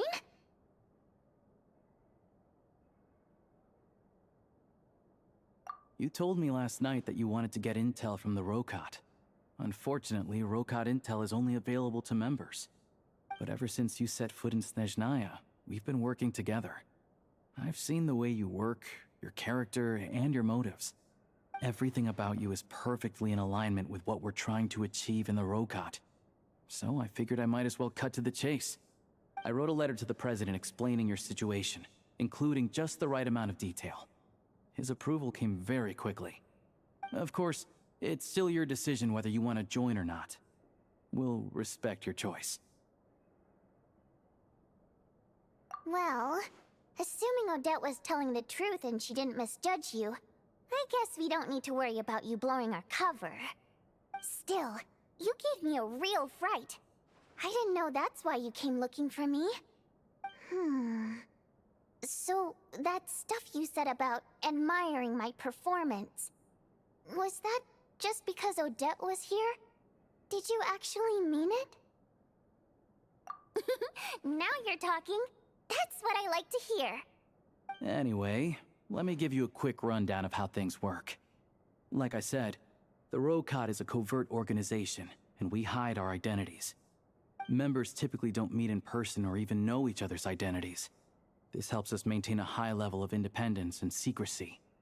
Because of this, members are basically free to decide their methods without constraints, so long as the outcome of any activity doesn't violate the organization's principles. After all, we don't have any ostensible contact with each other.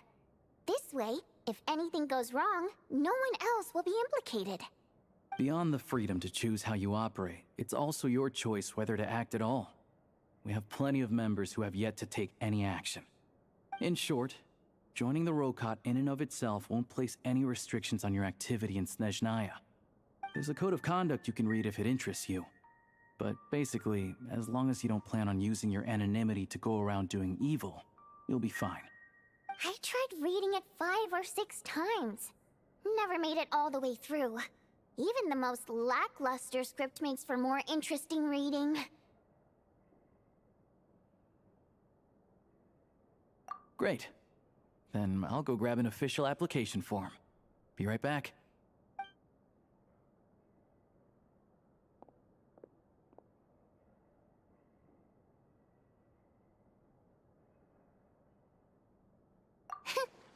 Well, Alosha has this pet dog, you see. His name's Tagarin, and this one time, Alosha brought him backstage. Tagarin took quite a liking to me, so I played with him for a little bit and fed him some treats. Then, the Rokot was out on a mission one day, and even though we were all in disguise, Tagarin recognized me right away. Just a coincidence, really. We didn't report it to the higher-ups, though, to avoid dealing with the fallout. Like...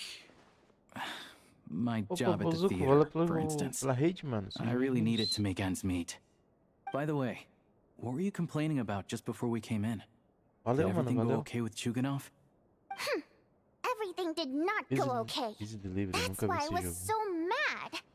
I tried to make some small talk with him before I went on stage to fish for intel about the Iskra manufacturing plant. But he wouldn't take the bait. No matter what I said, he kept dodging the question. And then he started complaining. He said he didn't appreciate his second-rate seat in the stalls because he usually gets a private box. I mean, what did he expect? Everyone knows that if you want a box seat, you buy a ticket well in advance. But instead, he sends me a letter the day before the show when we're practically sold out. I had to juggle things around just to get him a half-decent seat, hoping he would appreciate the gesture enough to share some information. But nope, he didn't give me anything. Yeah, meeting Chuganov in person has definitely been a disappointing experience. Oh, you probably don't know who we're talking about, do you?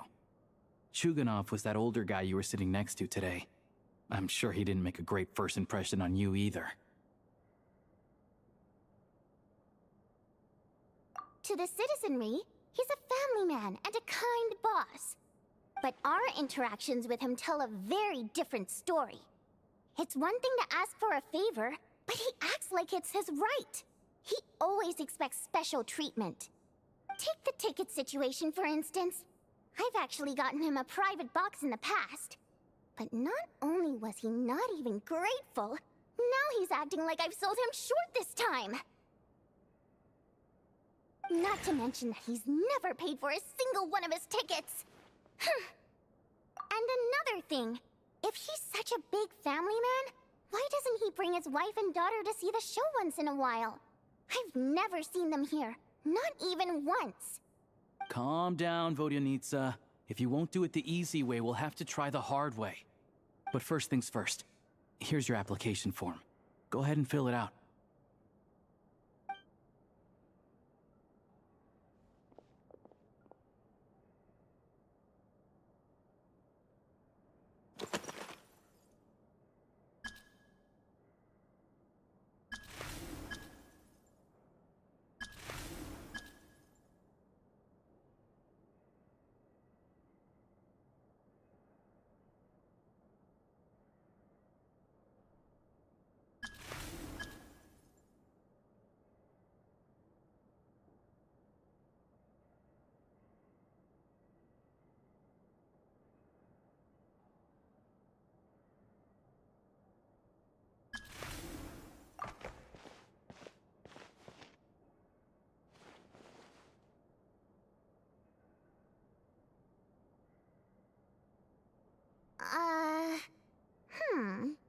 Looks like I'll need to make a few little tweaks here and there.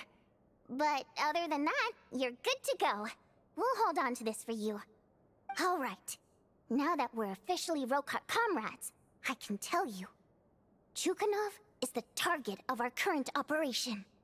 Recently, we've done some recon work at the Iskra manufacturing plant, which pretty much confirmed that their energy consumption is way beyond the legal limit. All we need now is some direct evidence to present to the Vetcha, so we can demand that they shut the plant down. That way, the Kresny Crystal can be allocated to where it's needed most. I was hoping he might let slip during one of our chats, but he's too tight-lipped. We'll have to find another way.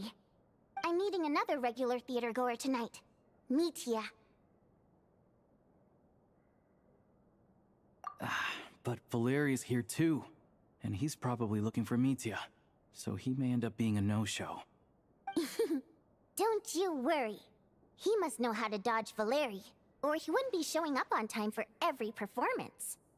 Mitya is a renowned energy expert. Although we can't get any direct evidence of the excessive energy consumption at the plant, we can accidentally let the information slip to him. The authorities should take someone like him seriously. So if he starts raising questions about energy use at the Iskra manufacturing plant, there will be a proper investigation. Also, we're not allowed on site, but he has clearance. So all we need is his cooperation.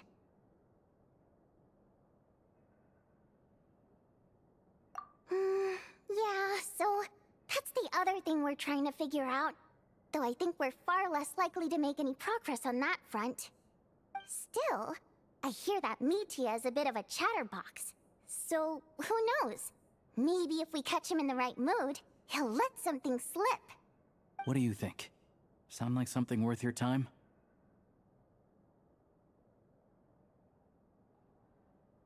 Okay, in that case, you guys find a seat somewhere nearby. Pretend you're a couple of buddies there to eat, and keep your ears peeled for useful information. He's a huge fan, so I doubt he'll have his guard up around me. But you two need to be convincing. If he suspects anything at all, he might stop talking. Sure. Don't worry. We'll make a believable pair of buddies.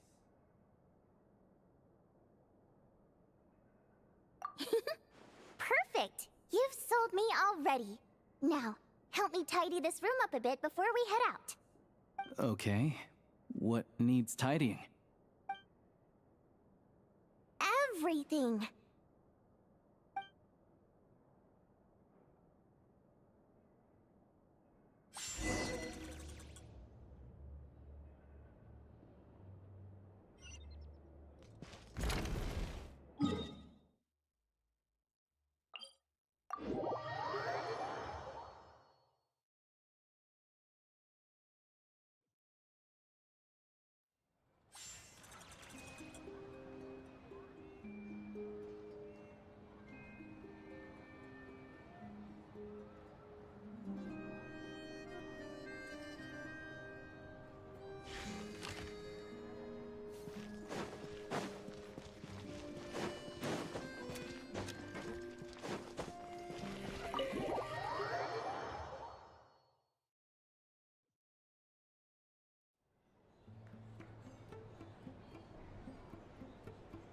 We come here often, so we shouldn't stand out. Let's sit here. Now, it's up to Vodyanitsa. Let's see how the conversation goes.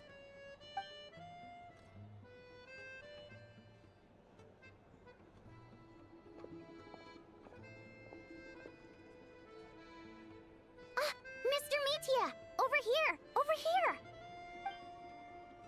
Oh, sorry. I got a little held up on my way here. Now we have even less time than we planned.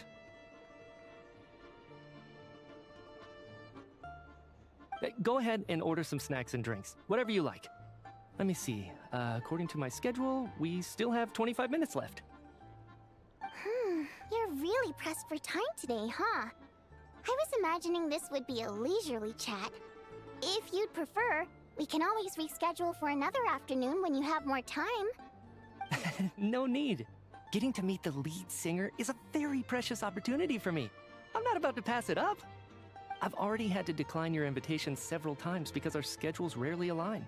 If I don't grab this chance while it's here, who knows when the next one will come around?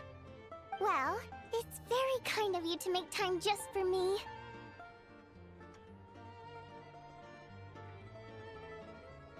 I'm not too sure, to be honest.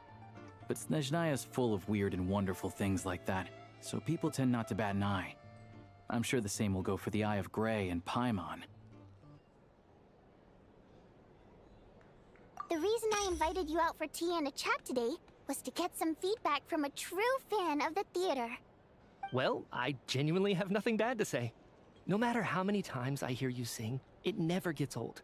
It always seems fresh and new somehow. Maybe it's because the more times I listen, the more details I notice. Or maybe you simply improve with every performance, delivering it better each time. Thank you! I'm delighted to hear that. Could you give me any specific examples? Oh, yeah. The piece you sang today, for example. Beneath the Frozen River? Hey, what's with you? I'm just praising a good performance. I always used to find that such a bleak and lonely song. But the more you listen, the more you realize that it's not as cold and nihilistic as it appears. When you really dig down into it, there's a certain level where you're surprised by the emergence of hope. Wow, I'm impressed. I didn't expect you to pick up on that. Actually, I only tried out that angle after talking with a composer. Still, Beneath the Frozen River wasn't on today's program. Oh, really? But it's a classic. You sing it every time. Almost every time. Oh, well then, let me say a few words about that other all-time classic, Flying in the Wind from the Mountain Sparrow. I didn't sing that one today either. My voice wasn't quite up to it, so I switched it out at the last minute. Oh, but, Sorry, Mr. Mitya, but you were at the theater today, yes? Of course I was. Remember? I said hello to all the troupe members before the show started. You, Odette, and the others. So what did Odette sing today? Elegy of the Snow-Winged Goose, of course. Correct. I see. I see. You find my singing boring, don't you? That's why you don't remember a single song. Looks like I'll need to cut a few from the program next time. No, that's not it. I swear. All right. I'll be straight with you. I'm sorry. My mind was wandering as you took the stage today. I enjoy watching your shows because the exquisite performances stimulate the mind. It always sparks some inspiration for my research. So, whenever I get stuck at work, I come to the theater for a change of pace. Odette's dance during the elegy of the Snow-Winged Goose today was simply incredible. It got me wondering what she's been going through recently. That look of sheer defiance in the face of utter tragedy? It was so inspiring. I started scribbling in my notebook right away. Not that I made a ton of progress in the grand scheme of things, but I still think it was productive. By the time I snapped out of it, the entire show had finished. So what you're saying is, you didn't listen to my singing at all? Unfortunately not. I'm sorry, I don't know which is more disrespectful. The fact that I don't always come for the show itself, or the fact that I missed your performance. Seems like things are getting a little awkward. Mitya just stepped into a conversational minefield. If there's one thing Vodyanitsa doesn't like, it's people who show disrespect for her performance. This meeting was so hard to set up. Don't tell me it's already falling apart. It's fine. I suppose this is affirming in its own way. At least, it shows that our performance really touches people's hearts, right? Don't let it bother you. It certainly doesn't bother me.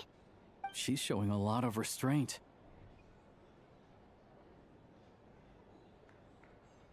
Well, I'll be sure to let Odette know how much you adored her performance.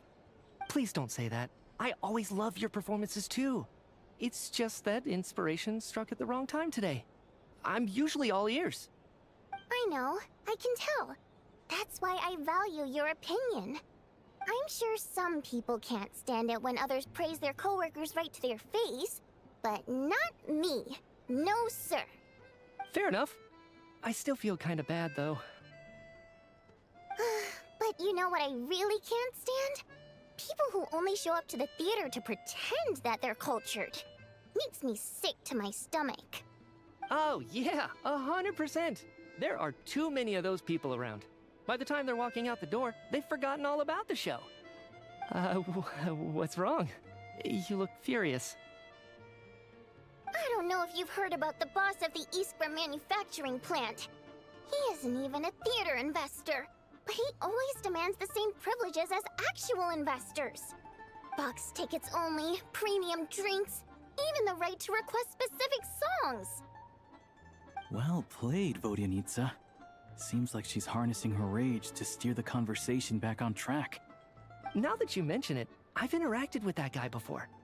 I gotta say, everyone holds him up as an example of a benevolent businessman, but I don't know. I don't see it. Yeah, he couldn't care less about what's happening on stage. He's just there to flaunt his social status. I hate that I have to prepare programs for guys like that. What's the big deal with that factory he runs anyway? I asked around a bit and heard some pretty shocking stories. Sounds like he's just another greedy capitalist. Oh, really? Yep, the things people are saying are pretty damning. Low wages, insanely long working hours, equipment running around the clock. And as if that's not bad enough, he also strictly forbids his employees from giving any kind of interview.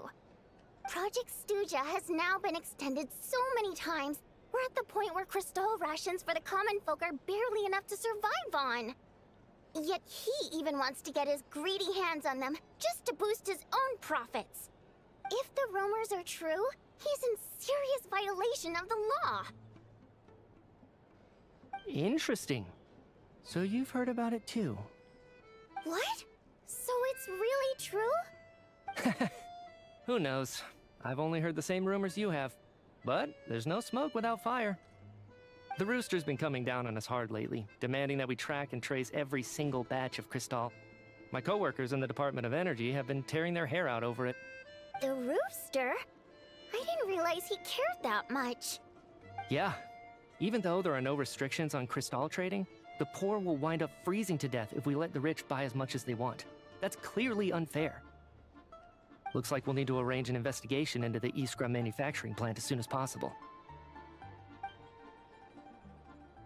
I never knew you kept up with current affairs beyond the theater, Miss Vodyanitsa. You really have a heart for the common person. Most Fae in your position have long been indifferent to the plight of humans. Well, those of us who choose to live in human cities are naturally going to pay attention to any significant upheaval. Isn't the Rooster a Fae himself? I'm just surprised to learn that even someone with as much experience as him is getting so stressed out over Project Stuja. What is the end goal of this project anyway?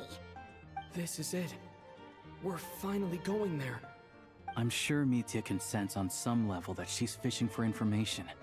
But since their conversation is so relaxed, he might just let something slip. It's stressing me out too. If I'd only made better progress with my research, things wouldn't have dragged on this long. Oh, so your work is related to Project Stuja? That's right. The Armory Palace needs a brand new energy source. Not the power of the Light Realm, and not elemental energy. Right now, the only thing that meets the requirements is the power contained within stellar linchpins. But harnessing that power is costly. Each step of the process requires enormous amounts of Kresnik crystal, from extraction to quantification to attempts at conversion. Progress has been painfully slow, and the team is getting burned out as time goes by. Sometimes, I see people staring into space as if in a trance. Could it be that this new energy source has side effects? No, it doesn't affect us, because the energy is used for... Okay, I got it. Stop choking me. Sorry, I can't talk about that. I think we're all just exhausted. We've been working ourselves to the bone for so long with so little progress to show for it. It's no wonder people are struggling to stay motivated. Seems like I owe you an apology. I shouldn't have gotten so mad at you for not paying attention during the show. Don't worry about it. I count myself lucky, to be honest. I don't envy the people who work closely with the Tsaritsa herself. I'd much rather be in my current position. At least I don't have to shoulder any major responsibilities. So they're trying to develop a completely new kind of energy.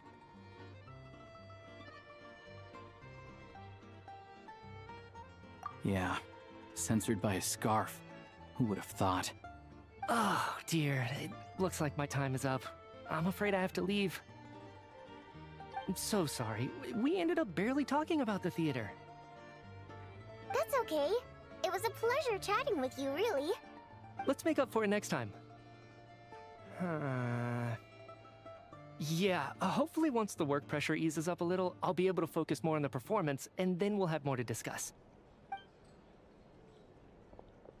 We touched on some confidential issues today. I'd be grateful if you could keep it between us. That could have gone worse. Nice job. Why was Mitya in such a hurry to leave, though? Sorry, routine inspection.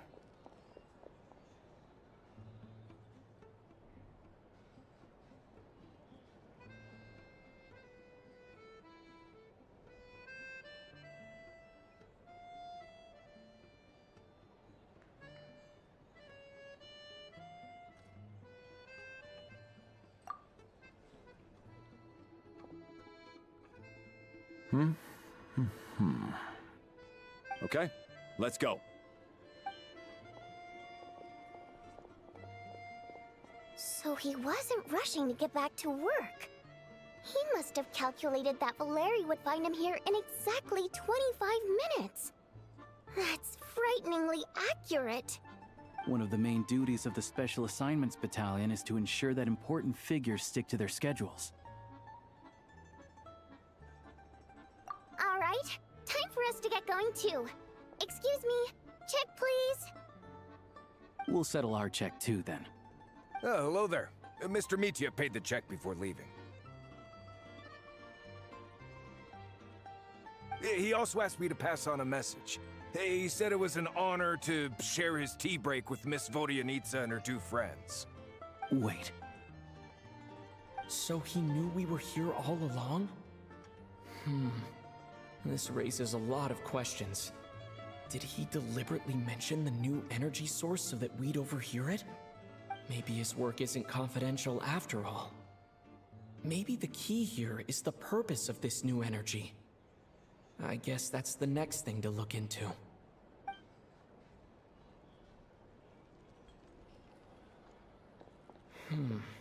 Vodyanitsa and Alosha have left. Time to head back and call it a day.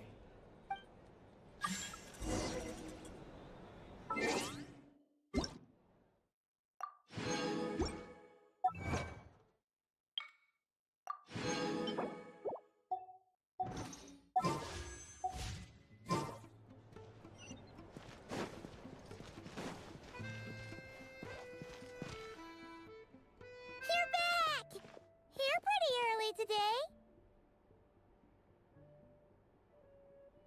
Paimon was just gonna mention that.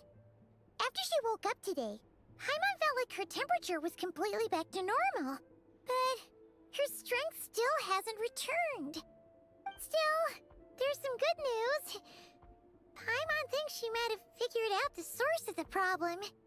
It's like there's some kind of mysterious power affecting Paimon. Paimon's never felt this way before during any of her travels. She only started feeling this way since we arrived in Snezhnaya. That's right. The Armory Palace needs a brand new energy source. Could that have something to do with this? What is it? You're making that face again. You know, the one you get whenever you have a light bulb moment?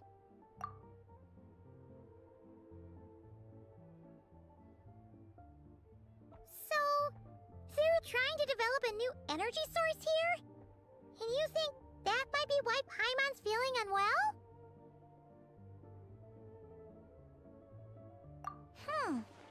Well, Mitya denied that the energy they're researching has any side effects. Although, he did say that people working on the project have been having issues with their concentration and short-term memory. And even so, those are completely different symptoms from Paimon's.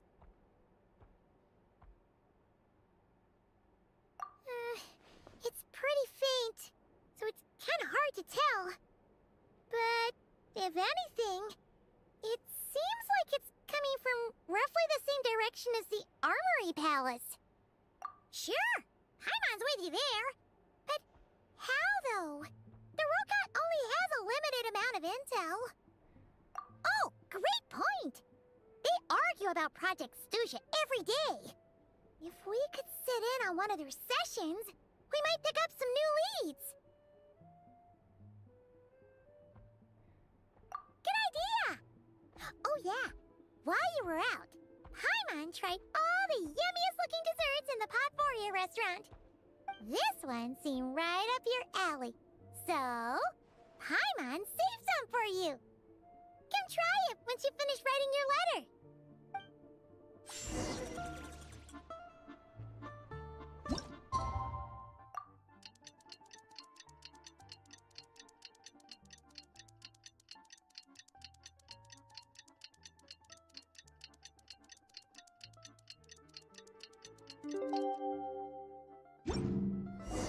Alosha replied. He says that we won't be able to speak at the Vetcha, but he can arrange for us to attend as visitors. Time to get ready.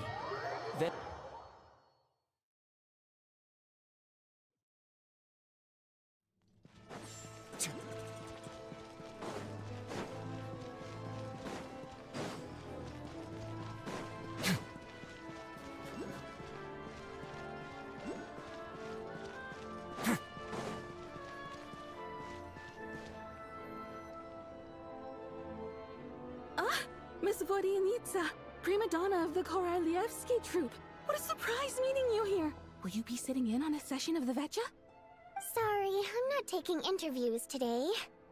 Oh good, you're here. The session's about to begin. Let's get inside.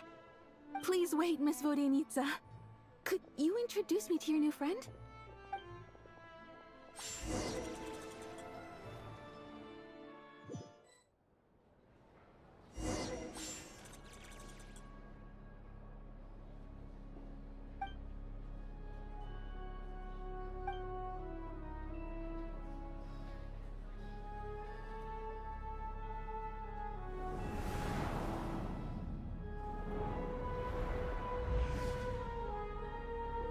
In summary, the energy management commitments made for the outgoing period have been delivered upon. Furthermore, both the production and consumption of Kresnik Crystal show clear signs of stabilizing. The relevant agencies have assessed the present circumstances and determined that the status quo can be sustained until the next period. For detailed statistics, I would refer you to the industry reports that have been distributed to all persons present. It should also be noted that while the recent blizzards have led to a significant increase in people's energy expenses, this is strictly a short-term phenomenon associated with a remotely located monster. Her Majesty the Tsaritsa is giving her full attention to this matter. We should have every confidence that it will be dealt with swiftly and conclusively. A financial report on disaster relief is also present in this report, courtesy of Pantalone. They cover the same old ground every single time. The rooster never seems to mind, but everyone else is getting tired of it. There's a general lack of trust. People aren't seeing any tangible benefits that affect them directly. Of course, none of that will be reflected in any of the reports on the table. Yeah, if it weren't for these hard copy documents, I could have at least made something up. Oh, don't mind me. I'm just out here trying to hit my interview quotas. Bring out the Kvass. Ever read it? Best-selling newspaper in town. If I remember correctly, you guys don't even have a sales permit. You have to sell from stalls on the street. Okay then, best-selling street stall newspaper in town. Still counts.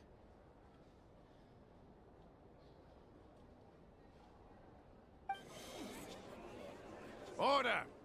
We will now open the floor to the representatives. If there are no further substantive issues to discuss, we will then proceed to a vote on this motion. Snezhnaya has a long tradition of treating members of the Fatui armed forces and their dependents favorably. But recent surveys shows that Fatui families in remote areas have access to 15% less crystal than the average civilian family in Snezhnograd.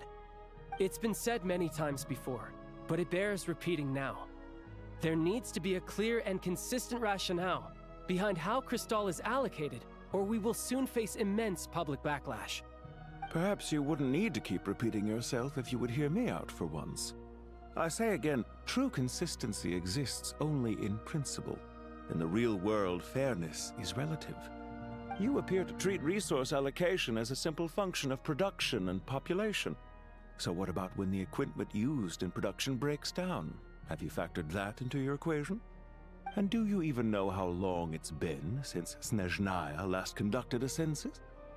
If I knew the answers to questions like that, I'm sure I'd be a very wealthy man. And I doubt I'd be going by child. I'd like to bring the focus back to the specific issue I raised. Or do you wish to deny that favorable treatment for Fatui dependents is our long-standing policy? It's easy to be a critic when there's no accountability. That seems to be a running theme in the anti-Project Stuja cohort. Defeat the ringleader and all other problems will magically resolve themselves. That's what they seem to think. But in case you aren't aware, not one jot in my report would change whether Project Stuja continues or not. So you have no intention whatsoever of finding a solution to this problem? On the contrary, I'm the only one here who ever brings solutions. Child opened by speaking up for the armed forces. Regrator struck back with style and a war of words ensued.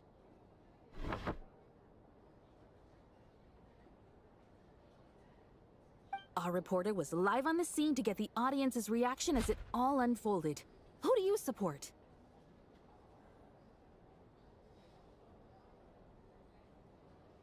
The people have spoken!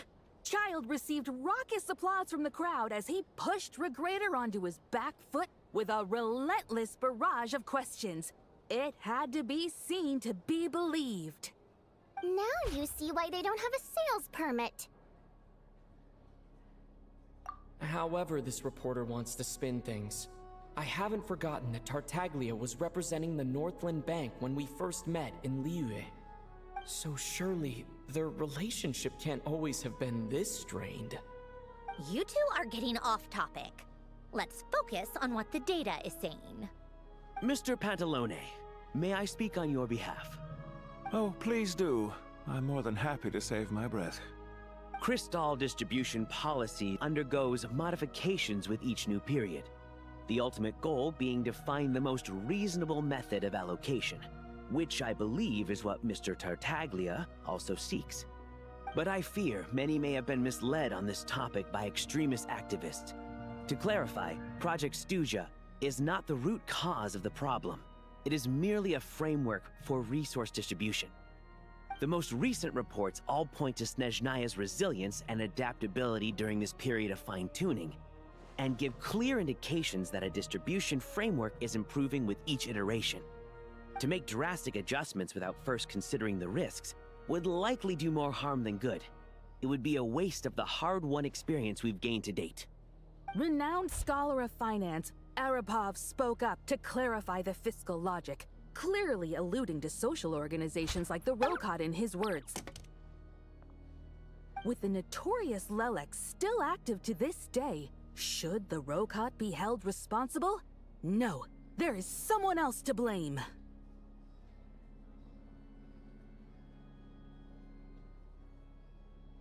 She's just rephrasing what Mr. Pantalone said. The Rokot are the critics he accuses of taking no responsibility for their actions. As for Lilik, you won't have heard of him yet. He's currently the most famous member of the Rokot.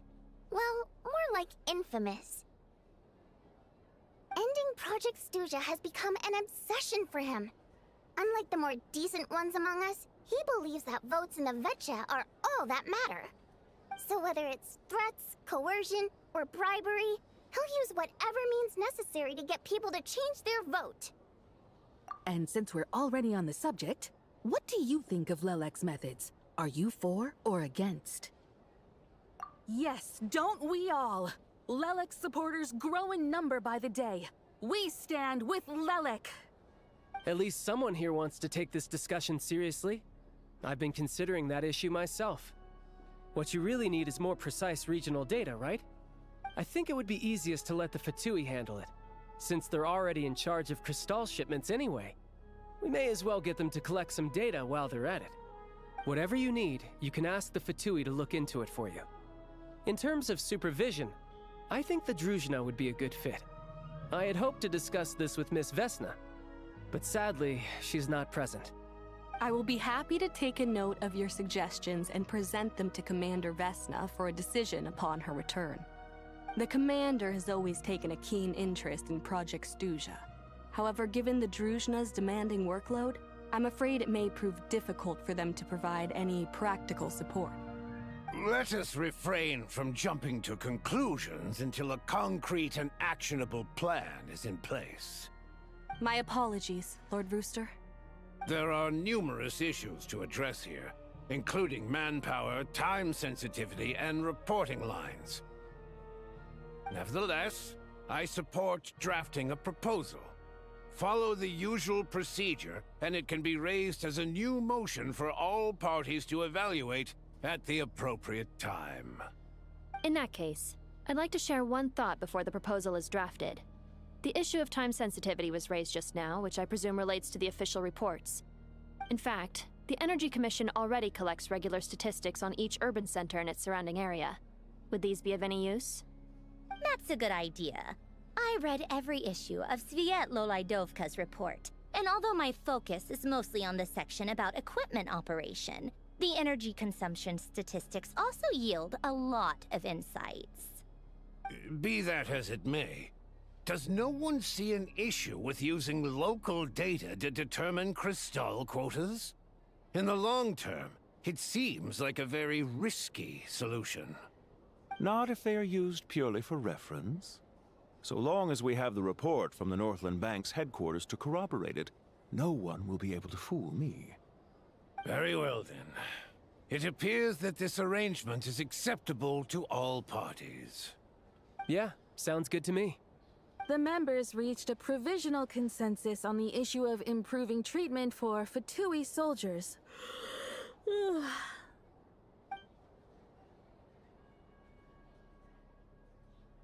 Today, the prima donna of the Korailievsky troupe attended a session of the Snezhnograd Vecha in the company of a dashing young man. The question on all our minds is, what is the true nature of their relationship? Write anything like that again, and I'm revoking your permission to interview the troupe. Got it?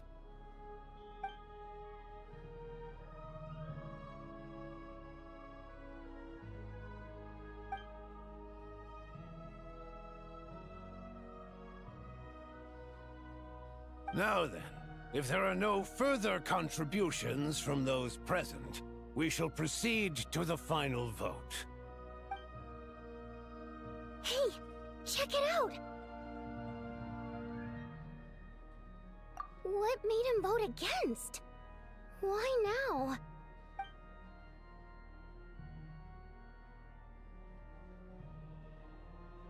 The votes have been tallied. Those in favor of continuing Project Stuja total 61%, securing a clear majority. That was too close. The margin has shrunk yet again. Chuganov was a huge loss. I'll bet Lelek is behind this. I wonder how Pulcinella will respond this time. Chuganov. I see. Lelek strikes again. Yes, go, Lelek. Once Project Stuja is defeated, our unwavering support at Bring Out the Kvass will finally pay off when we make our comeback. I can taste our victory already! In accordance with the result of this vote, Project Stuja will remain in effect until the next Vecha period. Finally, may I remind us all, we debate only for the greater glory and solidarity of our nation. May the aurora shine ever on, and the tundra always stand firm. The session is concluded.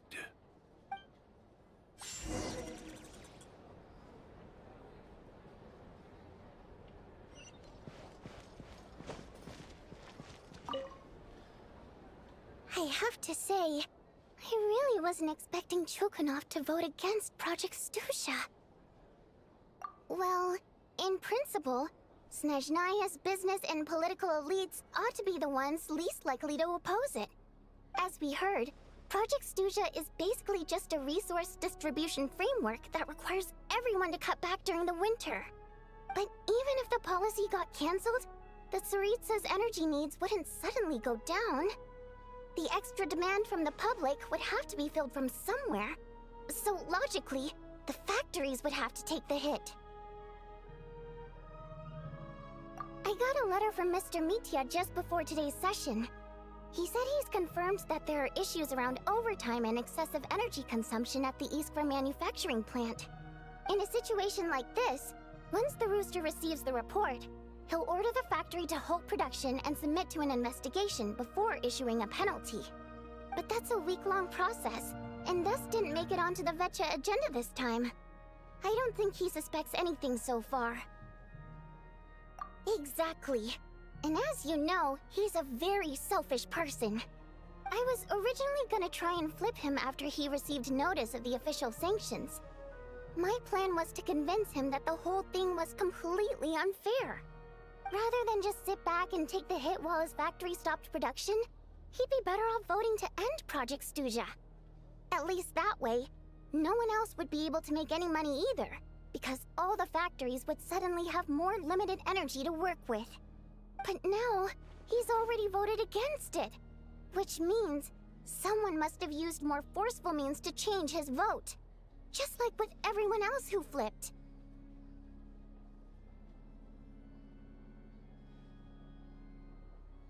Yeah, no one knows why Lilac is so obsessed with ending Project Stusha, but by the looks of it, he's inching closer and closer to success.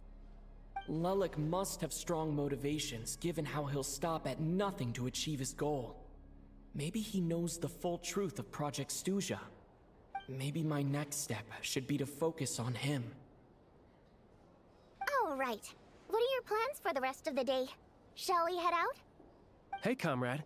I noticed you were here during the debate. I didn't take you for a political enthusiast. Greetings, Harbingers. I just happened to have some free time today, and my new friend here thought it might be fun to check out the Vetcha. Ah, Odette must have introduced you. Looks like you two are getting along pretty well. I'll leave you to catch up. I should head back to the troop. Sure. Break a leg and all that.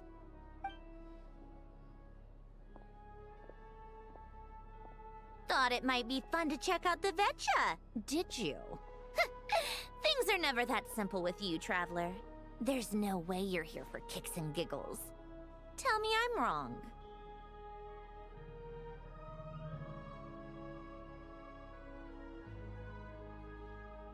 Oh, yeah. To some, he's a captivating enigma. To others, he's the bane of their existence. No one ever thought that some anonymous nobody from the Rokat could cause such a stir. Huh? You want to look into Lelik? Then I'm sure his days of anonymity are numbered. What do you think, Sandrone? Fine by me, I guess. If the Traveler actually manages to expose Lelik, it'll be doing Pulcinella a favor. In return, it seems fair to let him in on what we've learned so far. My thoughts exactly. Sharing is caring, after all. Head back to Glupov and grab the files on Lelik. It's easier to just pull the records than go through the rigmarole of getting the Traveler a visitor's permit.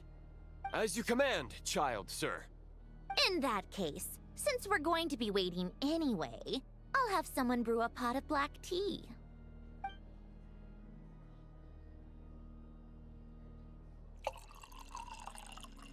One common thread among the many incidents Lelik has been involved in is that the victims are all too scared to share any real information about him. Clearly, he must have threatened them in some way. His modus operandi is to silently infiltrate the scene and leave a threatening letter behind. But neither the letters nor the crime scenes ever yield any clues to his identity. So all these files have to offer are short statements by the people affected. They don't give us a lot to go on. If nothing else, it shows we're dealing with a trained professional who's versed in counter-surveillance. Yes, and to that point, he often strikes in highly secure locations. The victims are high-ranking and influential people who take their personal security very seriously. Somehow, Lelik slips right into their rooms without making a sound. There's never any eyewitnesses, nor the slightest trace of a break-in. If he can get in and out undetected, it means he can strike without warning. Not that that's ever happened so far, but the thought is enough to scare these people sleepless. It's hard to believe that a human being could pull this off flawlessly every time, so they switched the focus of the investigation to Faye. Unfortunately, no one's found anything yet. Careful, don't underestimate me. Although truth be told, I'd probably find it hard not to blow my cover. Direct confrontation is more my style. We haven't ruled out the possibility of Lelik being human. It's just, there can only be a handful of people in all of Teyvat who'd fit the profile. Faye, on the other hand, plenty would have the ability, but few would have the motive. No, not as strong as me. You'll never find the culprit with criteria like that. Let's go with a little weaker than me. Oh, you hit me right where it hurts. I'll admit, he's strong and meticulous. But can we at least limit this to candidates who have something to do with Snezhnaya? He's just trying to find a reference point. Stop getting fixated on who's stronger than who. But that's the most important thing. In my opinion, anyway.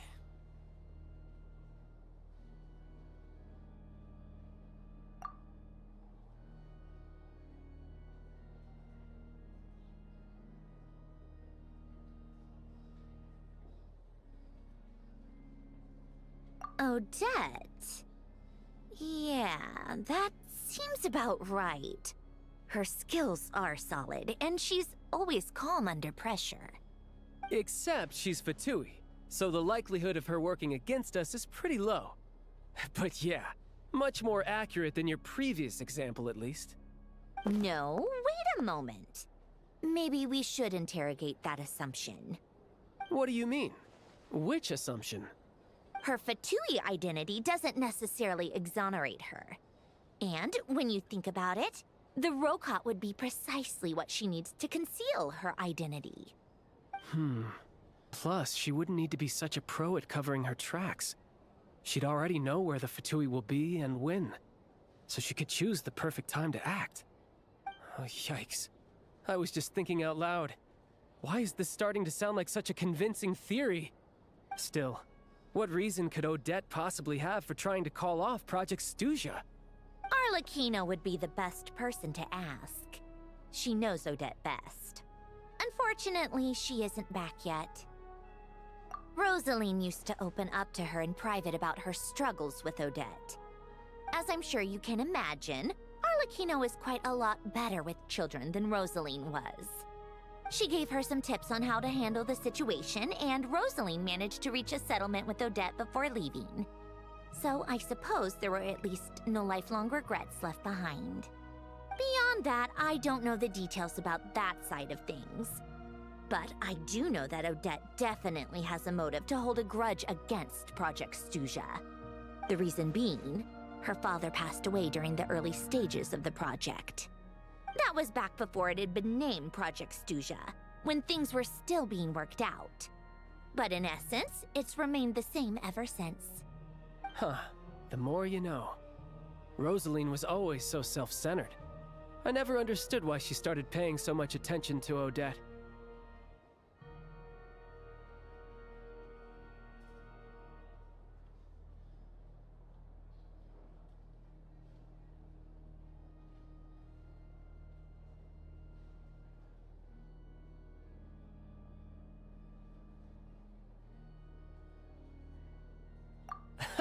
Is that such a surprise?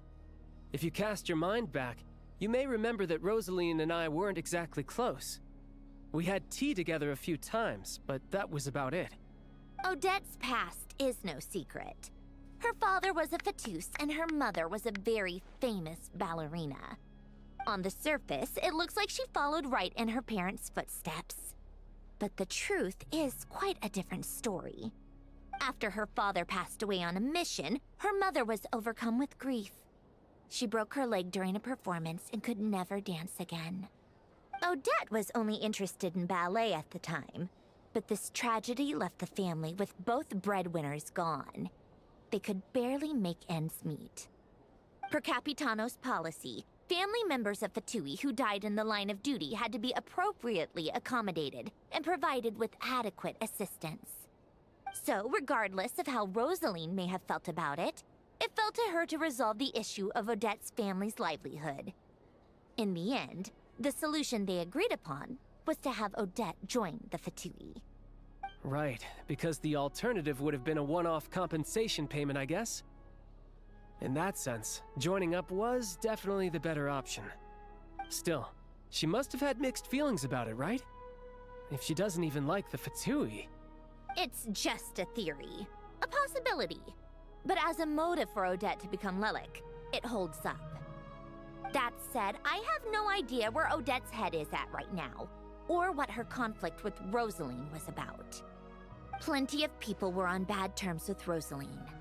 I have no intention of trying to figure it all out.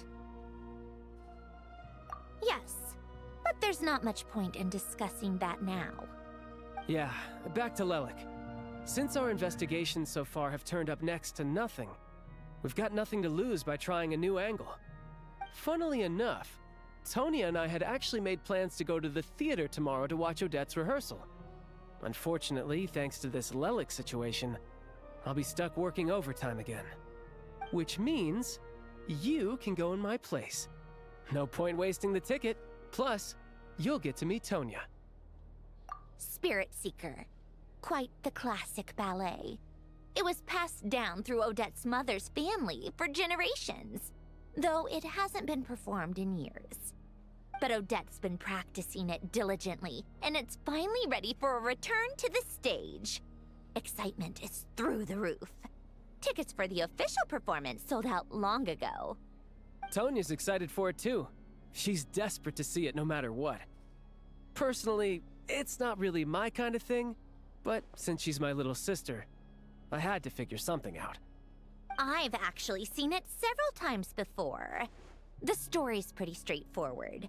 The lead character follows a trail of clues left behind by a spirit, gradually recovering her memories along the way. It's a tale of love and regret. So not exactly reinventing the wheel, at least by today's standards. But when that classic melody kicks in and the lead character begins to dance, it always gets me. It really is beautiful. Not an easy dance to do justice to, though. I know it's always been Odette's dream to perform this piece, but I'm not sure she's really ready.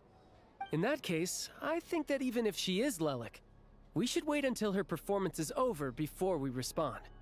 I'll let you take it from here, comrade.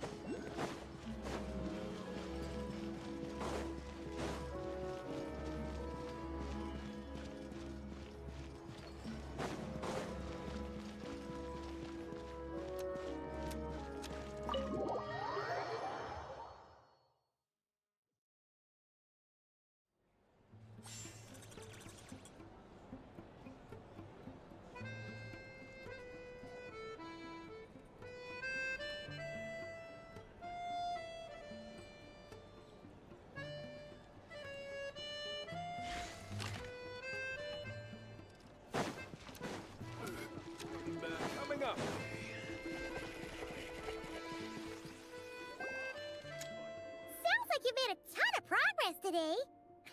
It's good that everything's going so smoothly. Next step is to head back to the theater and get a clear answer from Odette. Either way, Paimon doesn't get the sense that she's a bad person. Sure, she might have done some pretty extreme things, but Paimon bets she has her reasons. Maybe this is going too far, but like, with everything she's managed to do so far, wouldn't it make more sense in theory to be even more, you know, heavy-handed? Why leave a letter when she could, well, we know there are plenty of other ways to keep people in line, right? The point is, she could have gone further, but she didn't. So, if it is her, she's got some principles at least. Yeah! Well, all you can do is follow the facts wherever they lead. No change, really. But that thing Paimon told you about yesterday? Paimon feels like she can sense it more clearly now. Hearing you talk about your day makes Paimon itch for an adventure. If only she could be there with you so we could experience it all together. Yeah, I wish you could be there too. I'm not used to adventuring alone. But don't worry, we'll get to the bottom of this. Guess it's just one of those things. Never mind. Paimon will behave herself and keep resting.